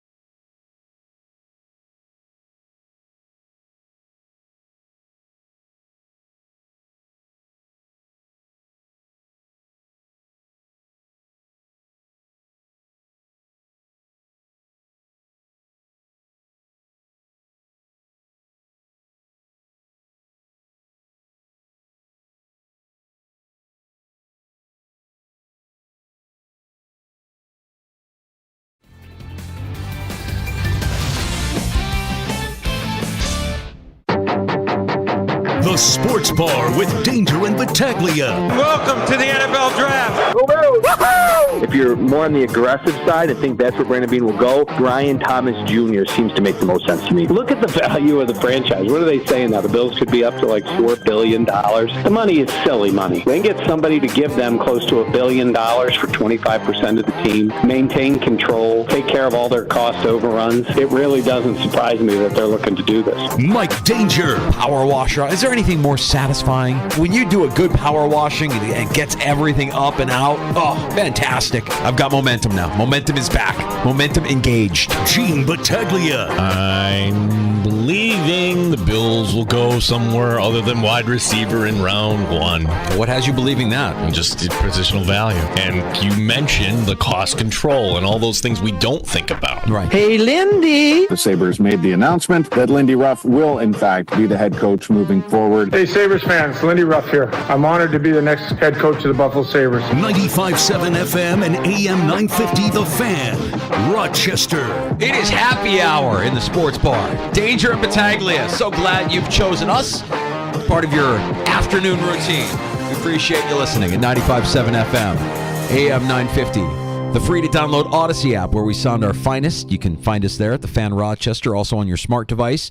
When you ask it to play 95.7 The Fan, we've even got our video stream up and rolling for you. Our YouTube channel, The Fan Rochester. Don't forget to like, subscribe, and click on that bell for notifications. And also streaming on Twitch, twitch.tv/The Fan Rochester. I'm Mike Danger. That's Gene Battaglia. So we get home last night, a little, somewhere 6:30, 7 o'clock, and I'm just, wow. They really did it. They really hired Lindy Ruff. And you and I are going back and forth. And I'm like, no, Danger's not going to rain on my parade. He's not peeing in my Wheaties today. This is the day that as a Sabre fan, we can be nostalgic. We look ahead and, hey, all they need are 7 more points in the postseason and then what? And then I get this message from my college buddy, Worm. Worm has checked in. Worm has entered the chat. Who loves hockey, by the way. Knows more hockey than I do. I love Worm, and I've never met him. Just the guy's name is Worm. That's my buddy. Gene, is this a joke? Just give up now. How awful. Did they watch Devils hockey the last 2 years? I'm so sorry, man. Worm. You just want a day. You just want a day. Yeah. And did I watch Devils hockey? No, a little bit here and there. Yeah, they made the postseason. That's more that's than what you remember last year. This year was not good. This year there was a lot of little lacking details. Just a lack of attention to detail. Some stupid bench penalties. Not great. Not great. And enough so that, obviously Lindy Ruff was let go. But now I'm wondering, because of how quickly this happened, and we've been wondering this, just when did the conversations start with Lindy Ruff? When? And today at the press conference, as they're introducing Lindy Ruff, and they made it clear that this wasn't something that Lindy just jumped at the opportunity to do. There was a conversation that was had, and, he had to think about it. But ultimately, the decision was made. Lindy Ruff is going to be the guy.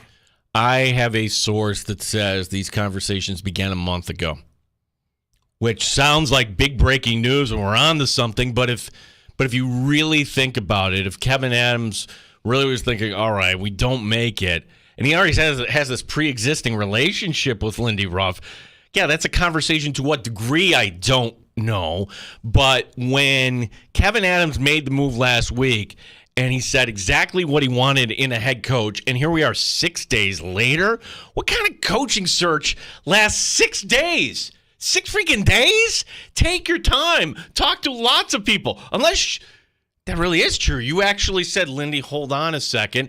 And I don't know, when your husband dies, when you start dating again. Well, in the case of an NHL head coach, when do you fire a coach? When do you hire the next one? Is it a week? All right, 6 days, close enough. They couldn't introduce Lindy Ruff last Wednesday, Danger, so they had to wait until today. A full week, yeah. I mean, if you can't tell, I'm not crazy about the move. I'm just not. I know that a lot of Sabres fans are excited, and I'm not trying to take any of that enthusiasm away from you. It's good. All of us love nostalgia.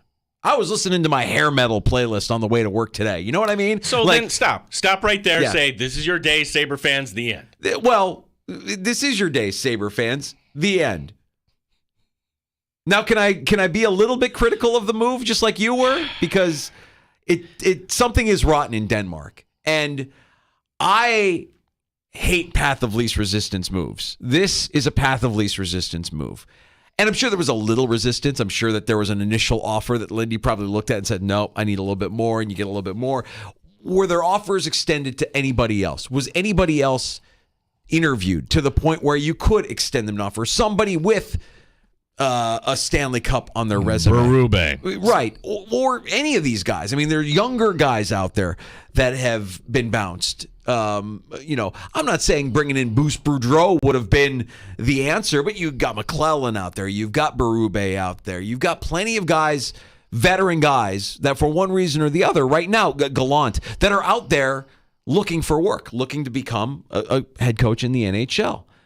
And they went back to the well, and they kind of did what we thought they were going to do last week after Kevin Adams addressed the media. We had Paul Hamilton on with us the following day and actually asked him, like, straight up, it feels like Lindy Ruff's going to be the guy. And Paul said, not so fast. I'm not a real fan of this thing in Buffalo that we keep doing, that all we want to do is bring back old Sabres. Yeah. I'm trying to remember how many players or coaches at Buffalo Sabres have won a Stanley Cup, but yet we want to keep bringing them all back. We wanted to bring Miller back, when he was near the end of his career. We want to bring everybody back. What about Vanek? Let's bring him back. And, the whole thing. And it's just, maybe we could also try something new. That's what bothers me about it. Try something new. Try something new. And I'm not going to sit here and advocate and say that, well, they made a mistake by not hiring Seth Appert. I know a lot of people that listen to this show believe that they made a mistake by not even entertaining the idea of bringing up Seth Appert. I'm not going to tell Kevin Adams how to run the organization. Ultimately, he's going to make that call, and he's going to have to die on this hill if it fails. And what has me nervous is last week, locker cleanout day, all you're hearing from all the players, and the buzzword that we heard from Kevin Adams was accountability. Oh, it's just no accountability. No accountability. Accountability. Oh, it's, because there's no accountability. That's what happened. We just weren't good enough. We didn't have enough accountability. So you fire the coach.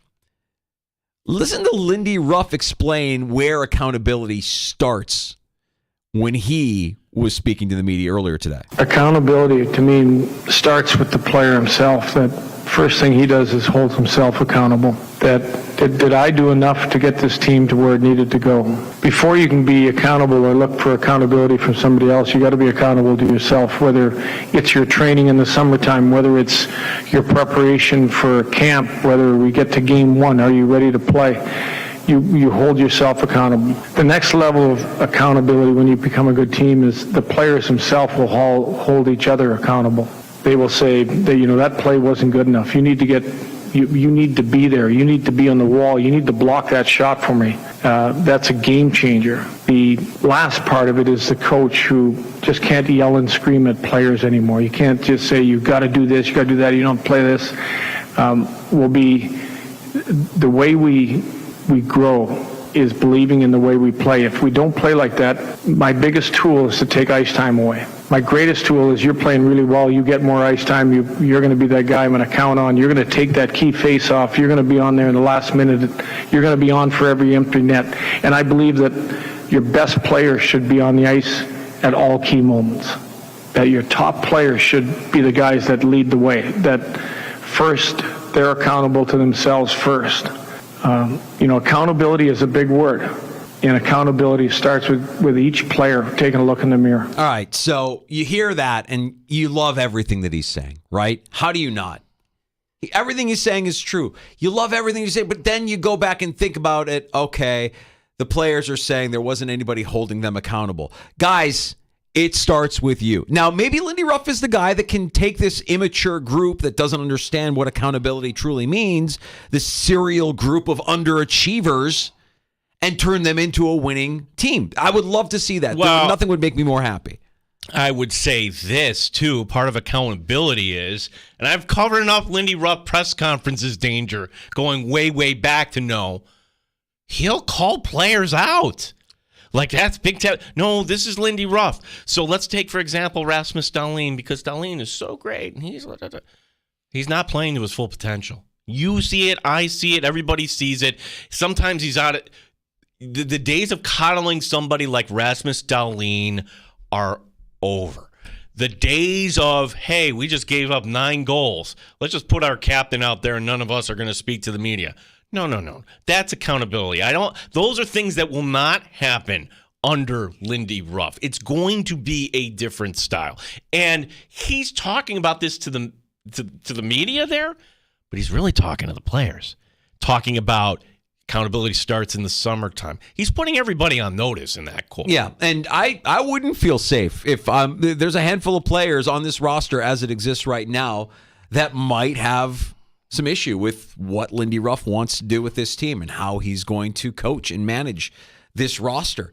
I mean, when you watch playoff hockey, you kind of realize it's startling, and I think the Sabres are still far off. I mean, you watch them all this season, and then you watch what we're watching now in the Stanley Cup playoffs, and it's like two different sports. Well, a danger timeout. I'm going to say this. That's true of every team. When I asked Seth Appert, why is that? It's just a hockey thing that every game you are completely selling out. Understood. Yeah. But just physically looking at these players that are in the Stanley Cup playoffs, physically, their size, their speed, their skill. Yes, the effort is accelerated, and you see that effort. I mean, watching the Avs the other night, I'm like, I've never seen Casey Middlestat give that level of effort, and I'm sure a lot of it has to do with his first ever Stanley Cup playoff game and playing against some of the best players and playing with some of the best players in the world on his team, right? Oh, hell, you had Eichel hoisting a cup. Right. You might have it with Reinhart down in Florida. You have countless examples. Did you see Linus Ullmark last night? They lost. He was fantastic. I just want to see the Sabres add a caliber of talent that just actual men with actual NHL ability. These guys could be that someday, but if you want to win now and you're going to say that they're not young anymore and those excuses are over, you have to add some actual men with actual NHL ability. Until I see that, I'm not going to hold my breath that a retread coach is going to get more from a locker room of serial underachievers. And that's what they are right now. That could change. It's going to be turn back the clock. And what I predict is just listening to Lindy talk about, hey, what are the positives here? If I asked you, what are the positives of the Buffalo Sabres? Hey, Tage Thompson, you got all these forwards. Didn't mention that. He mentioned the young goaltending and how goaltending is the most. Now, analytics people be like, that's not the answer, but that's Lindy's world. And building the defense around this. Danger, when they went to the Cup final, up front, the 6, you have freaking Dixon Ward and other slappies playing up. Like, honestly, that was a team. Like, how did they get there? It was a great coaching thing, but you had one of the greatest goaltenders of all time and a great defense. Is that how we're going to be? Because I don't know if the team is built like that, to be honest. Right. I'm curious to see what this offseason looks like for the team. I'm curious to see what additions and subtractions they make, and I think there will be some subtractions. I loved what Paul Hamilton said with us last week, that his take was that Jeff Skinner is, you can move on from Jeff Skinner, and it's not that bad. It's not that bad, that he's a liability and he's not going to mesh and it's not going to work, that you need somebody else. You can bring in somebody else. I love that idea. The introductory press conference also featured opening comments from Terry Pegula. No questions, no Q&A. No, it's like 4 minutes worth, but really it's and yes, and of course we heard from Kevin Adams as well, introducing Lindy Ruff to the Buffalo media, and Lindy having some fun with the media as well, saying how much he missed Mike Harrington and Paul Hamilton, and that was really what sold him on returning to Buffalo. And there were some players in attendance. Tuck was there. Krebs was there. I want to say, who else was there? Well, I know Tuck and Krebs were both there. Yeah, I mean, I'm sure then, and Lindy will reach out to all these guys eventually. I thought it was interesting. Lindy, when are you going to reach out to Seth Appert? Will we see Lindy Ruff here Friday night? We should. Yeah, that would be great. Like, hey, Lindy, you have a guy, Yuri Kulik. He should be on that team next year. What I would do, buy out Skinner. Congratulations, you're a 4. Maybe you work your tail off your top 6, but you're going to have a regular spot.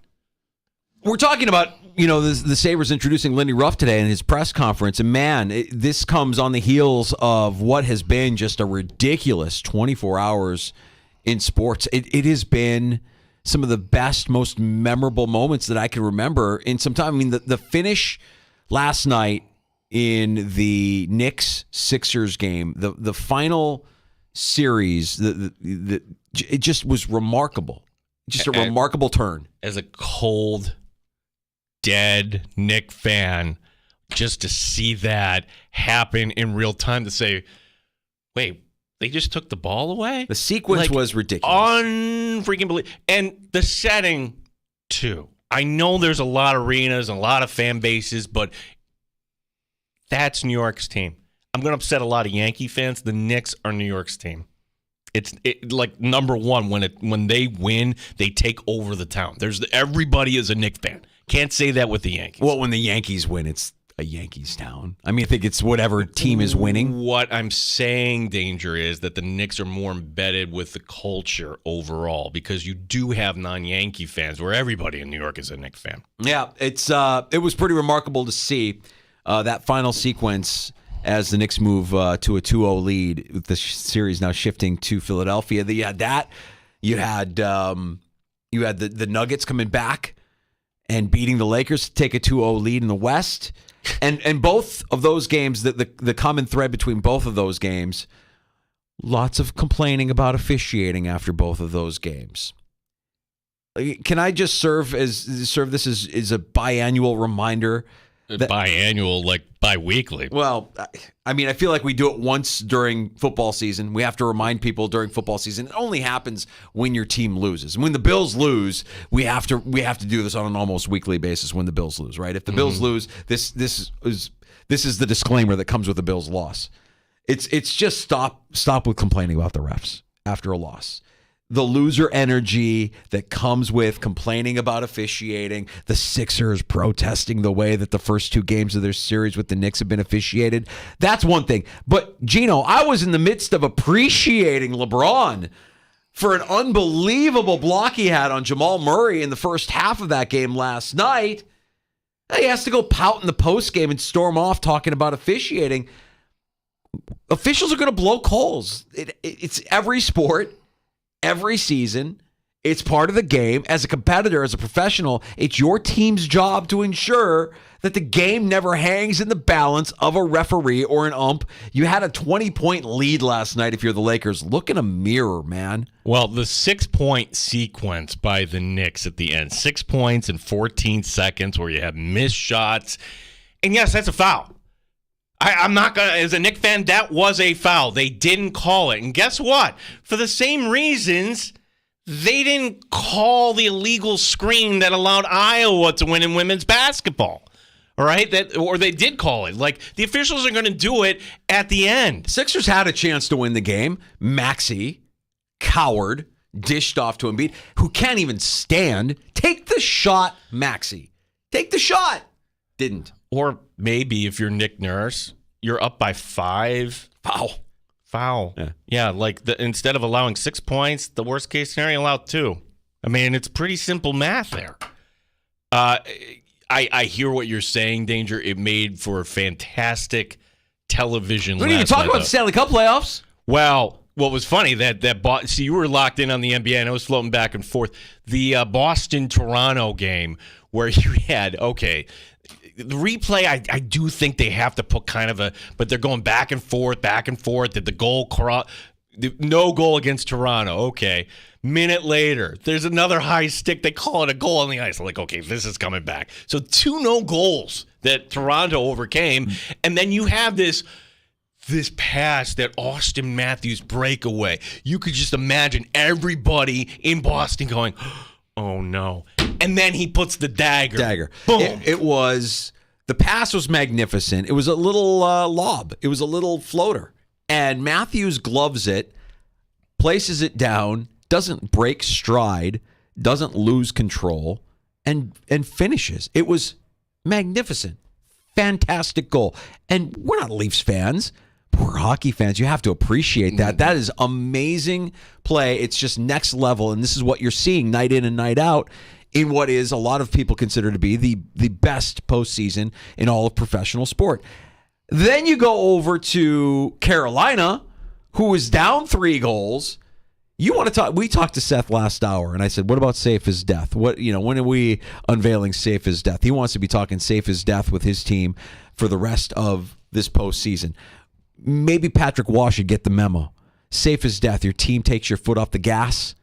The Islanders, Islanders just get rolled late, and the Hurricanes take a 2-0 series lead in that series after coming back from down 3 goals. See, I look at the Islanders, and that's why, as a Sabre fan, I'm thinking, like, how are they in? The Isles are frauds. Yeah, like, They're how frauds. are they in? Absolute frauds. So just between all of the action last night, man, it was just one thing after the other, and it was all good. It was just all playoff intensity, and I hope we get more of it tonight, Gino. We got 4 tonight in the NHL. I think ESPN's doing a great job in staggering the start times and allowing us to go back and forth during intermissions, get a little taste of everything. And the Avs tonight, don't want to fall into a 2-0 hole. I can't wait. Looking forward to all of it. It's going to be a lot of fun, and of course, we'll be here tomorrow to react to all of it as well. Whew. This has been an afternoon, dude. We had Lee Steinberg on with us earlier. The agent. 8 number 1 overall picks he has represented in his time. Was that 3 Hall of Famers? Yep. Warren Moon, Steve Young. Aikman. And he'll have another one with Roethlisberger. Yep. Bledsoe he was the rep for, too. Oh. Does Bledsoe ever get in? I don't know. That's a baseball writer question. No, I don't think so. But I think Roethlisberger's in. Roethlisberger gets in. Eventually. Yeah. I don't know if he's first ballot, but to hear Lee Steinberg just kind of pick his brain about negotiation and what this time of year is like and everything else. And to know, Danger, let's not bury the lead. He dated a Rochester girl. Oh, he's ours. He is Rochester's own Lee Steinberg. I mean, we should have started the interview with the conversation by just saying, "Hey, Lee, do you have any connections to Rochester? Because we want to fall in love with you immediately." Of course he had a girlfriend from Rochester. Of course he did. I bet her name ended in a vowel. She probably had big hair, Italian. Stacy from Gates? Yeah, what do you think? Yeah, absolutely. Oh, then they moved. They moved where? To California. Yeah, they moved to California. They're from Rochester. Oh, tell me that tale. I bet you had a girlfriend from Rochester. That's the Rochester game, folks. You can find a connection to our town. Always. Is Rochester the Kevin Bacon of American cities? I think it is. It is. I think it is. It is. Lee was great, and that was an unbelievable opportunity to get to talk to somebody who's done this season, better and more than anybody, who has this unbelievable insight into evaluating, scouting, prospects who go pro, pros who become legends. And getting contracts done. Thankfully, they did away with a system that was, meaning, hey, here's your number 1 draft pick. Okay, can we get him signed? Camp opens, still not signed. Okay, can we get him signed? Get him signed. It was ridiculous. The word he used was signability. Yeah, signability. It has always been watching these documentaries on the NFL Network. You forget, wow, that was really kind of a messed up system. And I'm glad the NFLPA said, hey, can we actually kind of make it so that our veterans make money? The idea that Sam Bradford was getting, $50 million guaranteed coming out, and he did nothing in this league. Yeah, he was the last guy in that whole generation. So if you missed that, the Odyssey app, we got a rewind feature. It was right at the beginning of the 4 o'clock hour. You can listen to it. You can also get it wherever you pod. Just search out the Sports Bar. All of our guest appearances and shows are listed for you there. You can listen anytime, anywhere, and that includes the free-to-download Odyssey app. Matt Perino also stopped by. Talks some Buffalo Bills in the 3 o'clock hour. Listen, we're 2 days away. The NFL draft is here. I am not saying this is what I want. I am telling you, the Bills fan. We're going to talk to Jeremy White tomorrow and be like, dude, I see what you're doing. The conductor of the wide receiver train is stopping by the Sports Bar? Yeah, because everybody then, as the conductor, you're all going to lose your minds when the Bills don't take a wide receiver in round 1. You can get a wide receiver in round 2 look at the depth on this defensive line. Look at the track record of Brandon Beane when it comes to investing on the defensive line. And tell me, what's the better play? Wide receiver in round 1 and then fingers crossed round 2 for something else. Or you take a Chop Robinson at pick 28 and you move up just a little bit, say for a Ladd McConkey in round 2. That's the home run scenario. I feel like I'm like my emotions on this topic change given the direction of the wind. Today, I am all in on the Bills trading into the top 10. I'm saying go after Atlanta's pick at 8. Give them this year and next year's first. Figure out give them that and get a player who immediately makes an impact and actually could be an upgrade from what you had with Steph Diggs on this roster last year. If Roman Dunze is there at 8 and you're Brandon Beane, you go get your guy. And what did Matt Perino point out as a quote from Brandon Beane? When you make that move, and if that guy doesn't work out, That's and you the get you are really setting yourself back. You better be right if you make that move. I don't know that I've seen anybody say anything negative about Odunze as a prospect. I'm sure they didn't say anything negative about Sammy Watkins as a prospect too. That's like the idea. We were all like, oh my gosh, they got Sammy Watkins, and you gave him a first-round pick the following year. It's not the way you build a team. If you think it's the one guy that you need as the missing piece, but I would also again point to, sorry, there's other needs on this team other than just wide receiver. Well, you're trying to beat Kansas City, and I think to beat that team, you're going to have to be bold and you're going to have to make some moves. And we love the moves that Brandon Beane made when Josh Allen was starting his career. Right, you surrounded him with talent. You brought in Steph Diggs. And you need to do that. You need to replenish that. You need to continue to do that. And you did invest in a pass catcher in the first round last year. I'm saying now double down. Go back in and get your guy. Now, that's how I feel today. Tomorrow, I could be, Gene, I could be on your bandwagon with Cooper DeJean. I could be telling you, let me tell you about all the great things about Cooper DeJean and his versatility and why the Bills should wait and see if they can get him. This is it's silly season, the season of lying. Lee Steinberg confirmed it, by the way. Like, don't believe anything that anybody says. It's all fabricated. Oh, in fact, this report that we could have 6 quarterbacks go in the top 15. Will Levis was supposed to go 2nd overall. Do you remember that report? And then he went in the second round. Yeah. So, honestly, when it comes to NFL reporting, now it better be really, really good for me to believe it. Otherwise, I'm like, let's just get to kind of Thursday night, please. Well, Thursday night, we will be hanging out at Three Heads Brewing on Atlantic Avenue. We'll do the show from 3 until 6. And then hang out and stick around and chop it up a little bit afterwards. Three Heads Brewing has Rochester's largest patio. It's now open for the season. You can enjoy the Melon Head Watermelon Sour and all the other beers that they have on tap. Unbelievable local beers there. Grab a delicious wood-fire pizza from Freddy's as well. 3 until 6 Thursday at Three Heads Brewing on Atlantic Avenue. Then Friday for day 2 of the NFL Draft, we're live from 3 until 6 at the Tap Room at Bill Gray's, the Chilai Avenue location, reacting to the Bills' decisions in round 1 and previewing everything that comes with day 2 of the NFL Draft. So 3 Heads Thursday, Tap Room at Bill Gray's, Chilai Avenue Friday, both days 3 until 6. We look forward to seeing you out. If you're a regular of the sports bar, you know the drill. Stop out. Say hi. We can share a cold one and maybe a win or two. That's this weekend with the sports bar. It's one of my favorite days of the year. We're making it 2 favorite days here between Thursday and Friday. A round of shots next. Yeah, it's another fun night in sports as we will set you up for what is ahead, both in the NBA, the NHL. Caitlin Clark is getting paid, and who's the most famous, finger quote, sports couple? I'm not going to consider Taylor Swift sports. I'm talking about 2 people actually in. I don't know if they're number 1 on the list, but they just split up.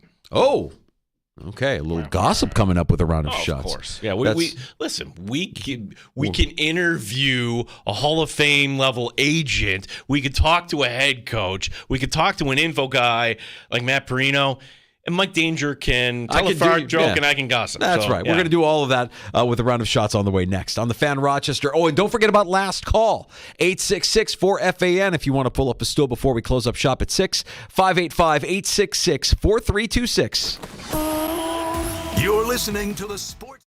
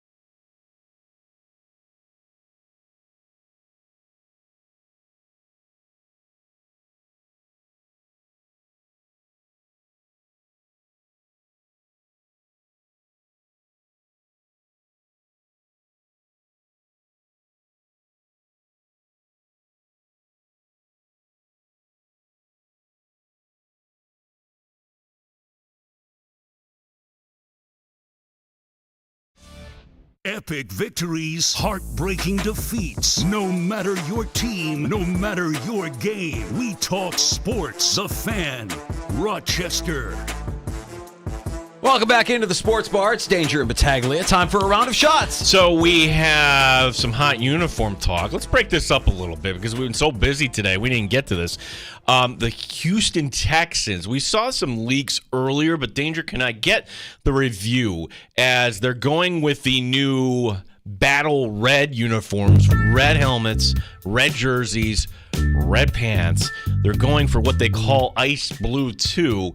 It's another unique helmet with kind of a script-looking H. Yeah, the helmet does not do it for me. The H on the helmet, why are we recreating the logo for your team? There's another helmet that I know kind of like magnifies the Texans logo and basically gives.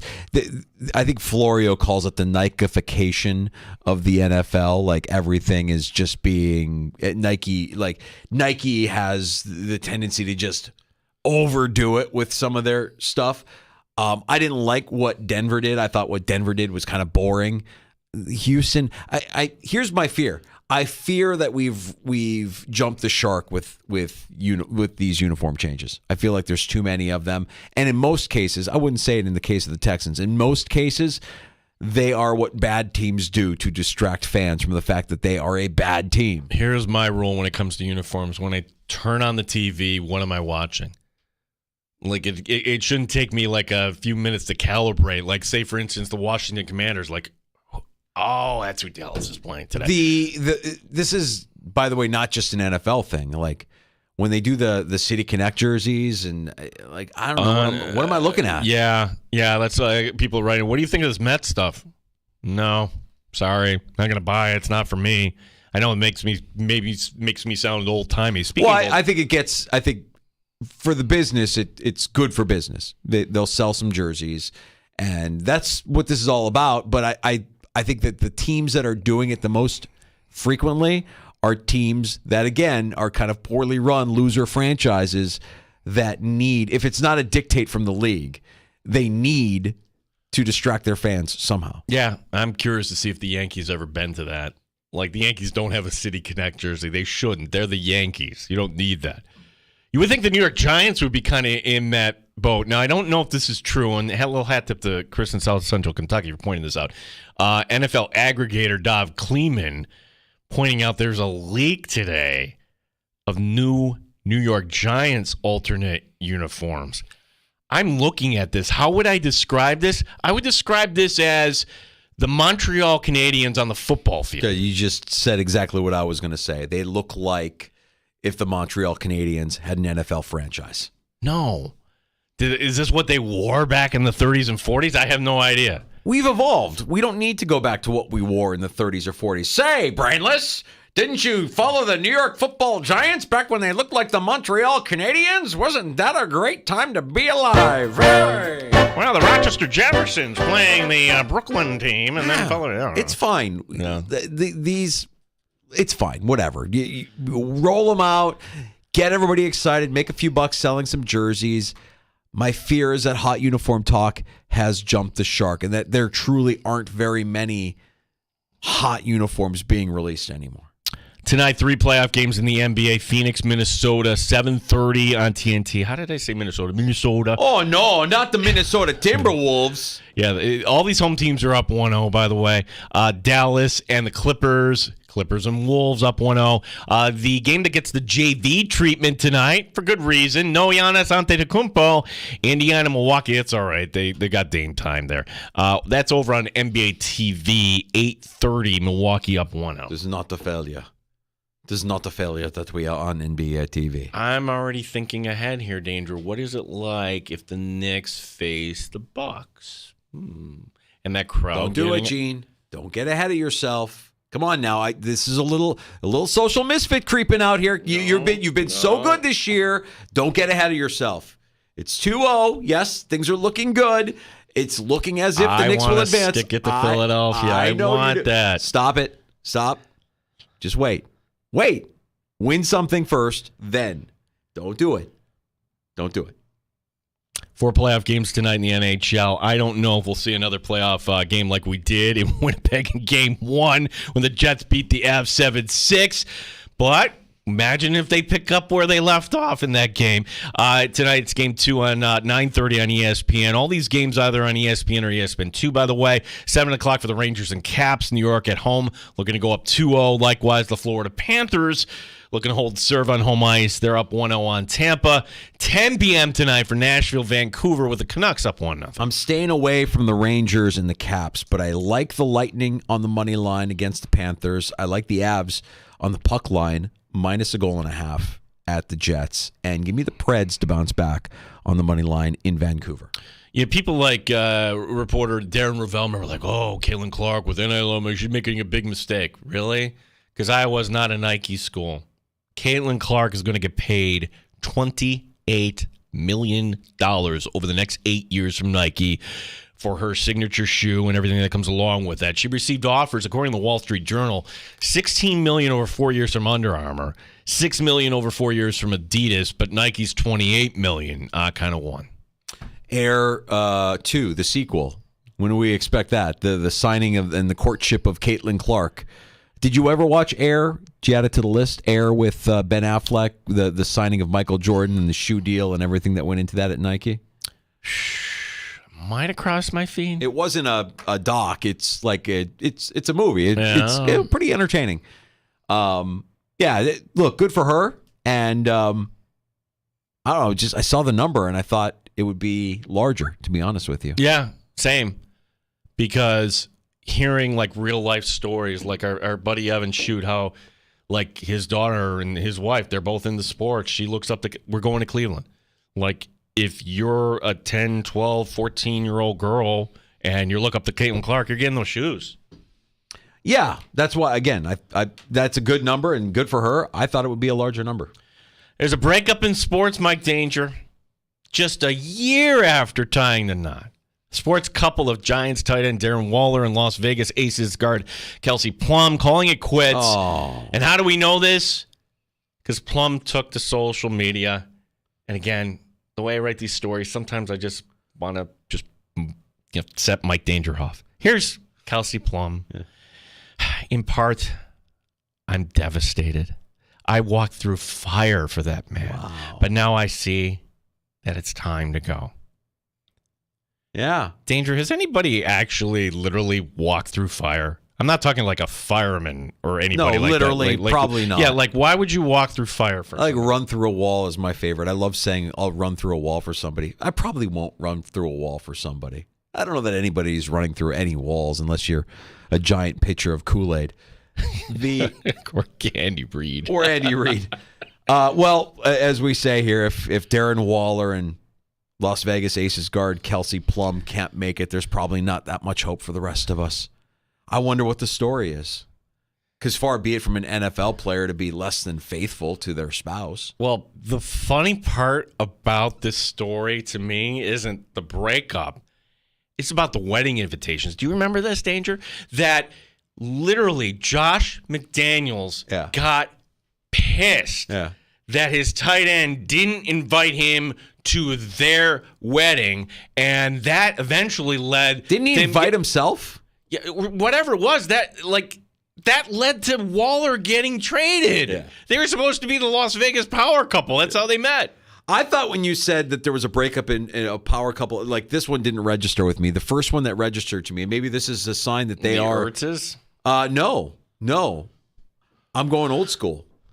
Andre Agassi and Steffi Graf. Oh.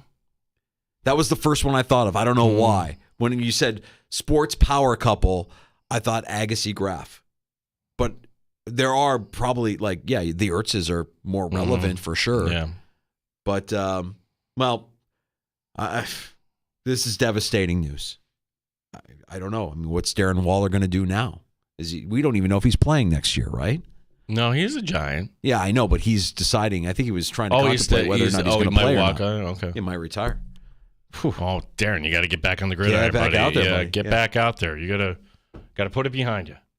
Last call is next. You can join us at 866-4FAN, 585-866-4326.